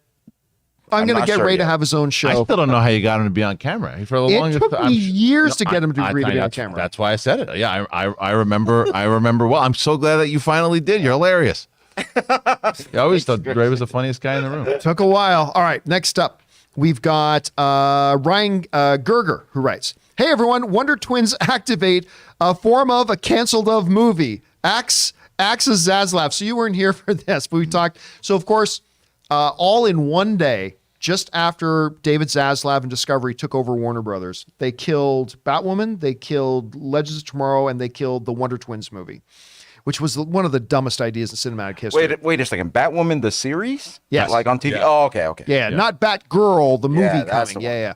So they cancel all that, and I refer to that as the Axe Zaslav. And then immediately we got about 5 or 6 different memes sent to us of like David Zaslav as a barbarian, the giant axe, killing things. It was glorious. All right, thanks for sending that in, man. Appreciate that, Ryan. Next up, Miguel F. Souza Myers writes, "Accidentally saw it in 3D IMAX. Doctor Strange, and love the experience of 3D. Glad to see Christian on the show. Have a good weekend, guys." I'll say the Avatar. I went to go the first time I saw Avatar. I did go to watch it in 3D because everybody was talking about it, and I will admit, I thought, you know what, that was pretty good. That was a pretty good experience. I just did not shed a tear with the death of 3D though. And we'll see if it have. Do you think it'll have a resurgence with Avatar I hope too? not. Listen, I agree. Listen, I got to tell you something. I'm a huge fan of home 3D. I have a lot of 3D discs. Ray bought himself. So do I. I remember Ray bought himself a I think it 3D looks- TV. I'm like, why? It's great at home because it's bright enough. I agree. What killed 3D, especially in American theaters, was the presentation was terrible. Yes. It was too dark. They never had the lights bright enough. So when you went in and saw a 3D movie, it was muddy. It was dark. It didn't. It was lazy. A lot of it was lazy. It was, and then they post-converted a lot of Yes. movies. When you saw movies that were shot native 3D, Avatar in 3D IMAX was an incredible visual feast. But I can't tell you how many 3D movies I went to in reputable theaters where the presentation was terrible. Yeah. And so it could never catch on. It caught on in other places. Like you can still get, they still chart the sales of 3D Blu-rays every week. They still come out.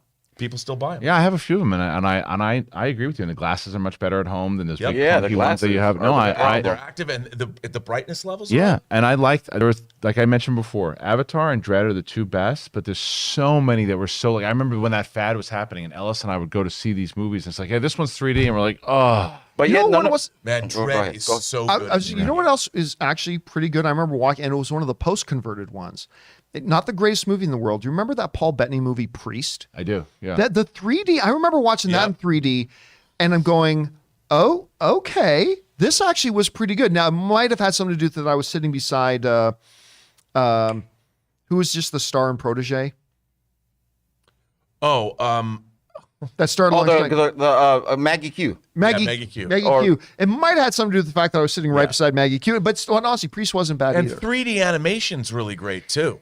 Yes. I just Animation have to ask. is None better. of you guys are interested in Megamind. seeing Megamind. Doctor Strange in 3D I after am you on saw Sunday. it. It looks like more than 50% of it was made for I think 3D. Kevin Feige made that announcement Yeah. too. He Yeah. said that But- it's this one is really made for 3D. But when they're made for 3D and it's presented as a 3D, that's obviously when they're much better. Opening scene. And it has proper Yeah. calibration. Opening scene, you Yeah. could tell. Even They the end want people to watch credits, this in even the 3D. first part of the end credits, Yeah, I'm of sure- I'm with sure the this words looks look really like good they're in 3D. 3D. All right, let's keep going here.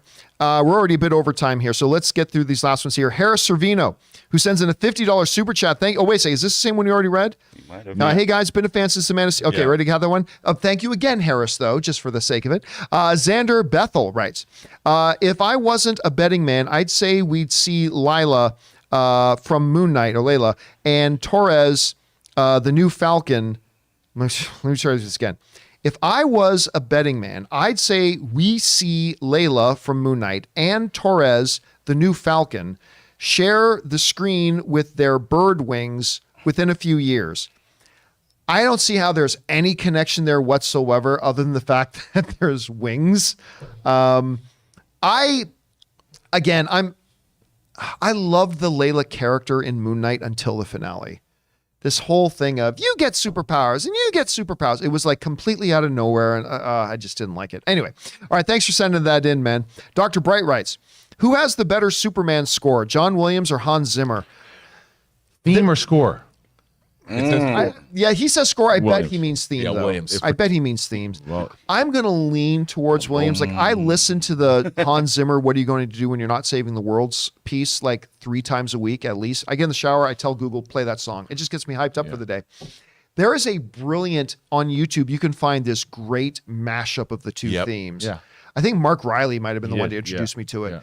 And it's beautiful. I love both of them, but I got to agree with these But guys. that Smallville music in Williams' score is so good. Yeah, it is. It's really good. And All the right. March of the Villains. Next up, we got Mr. 47 writes, Schmoes know Multiverse of Madness was way more self-contained than anticipated. Yeah, that surprised me a bit. But I loved all the Raimi aspects of the film.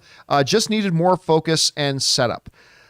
I don't know. I feel like there was a lot of setup to this movie. Yeah. To be honest with you, I felt that. But yeah, the Raimi aspects, I agree with you, Mr. 47. I think that's really where the movie shined, was when you really felt the Raiminess of it. And to Christian's point, if you're a Raimi fan, that's glorious. All right, Joseph Rotani writes, the next Jurassic franchise could be called Jurassic War. I mean, if they wanted to follow the Planet of the Apes naming conventions, Yeah, I mean, I like that. That's a cool Jurassic War 1, Jurassic War 2, and whatever the Jurassic and maybe War been something. what the third Apes film should have been. A movie called War for the Planet of the Apes. A movie called War for the Planet of the Apes, where there was, in fact, no war. Except like, I mean, kind of, but not a full-fledged. Yeah. About the whole And thing, right? it was more people fighting people Yes. than anything Yes. else. All right. Next up, that was Joseph. Jocko Lacko writes, finished watching Doctor Strange. What the heck were those transition scenes? Straight from a 2002 movie. I was so dissatisfied with this movie. Oh, I'm sorry to hear that, Jocko. Again, look, it's not a movie that everybody is loving, no doubt. I think the majority are, but it's not going to be for everybody. I think some of the things, to your point about if you're a Raimi fan, there are things about this movie that are going to be the reason some people love it. Yep. And at the same time, the reason some people really don't. I mean, there's a lot of Darkman in this movie. There is. Oh, there is. And Spider-Man. There's Yeah, like, yeah. so the way that he shot certain things in Spider-Man, I remember looking, and actually some of the, I remember it took me out of the movie at times, and it's not going to take some people out. They're going to go, wow, this is cool. And I'm like, exactly what this guy just said. Like, it felt very like 2002, some of this transitions, and I'm like, it's just not working right now for me. All right. Next up. What's that? All support. Oh, well, let's get to it here. Can you bring it up on the screen for me? Oh, I'm sorry. The next have just been people sending in, even after we closed off super chats, people just wanted to send in super chat badges to be supportive.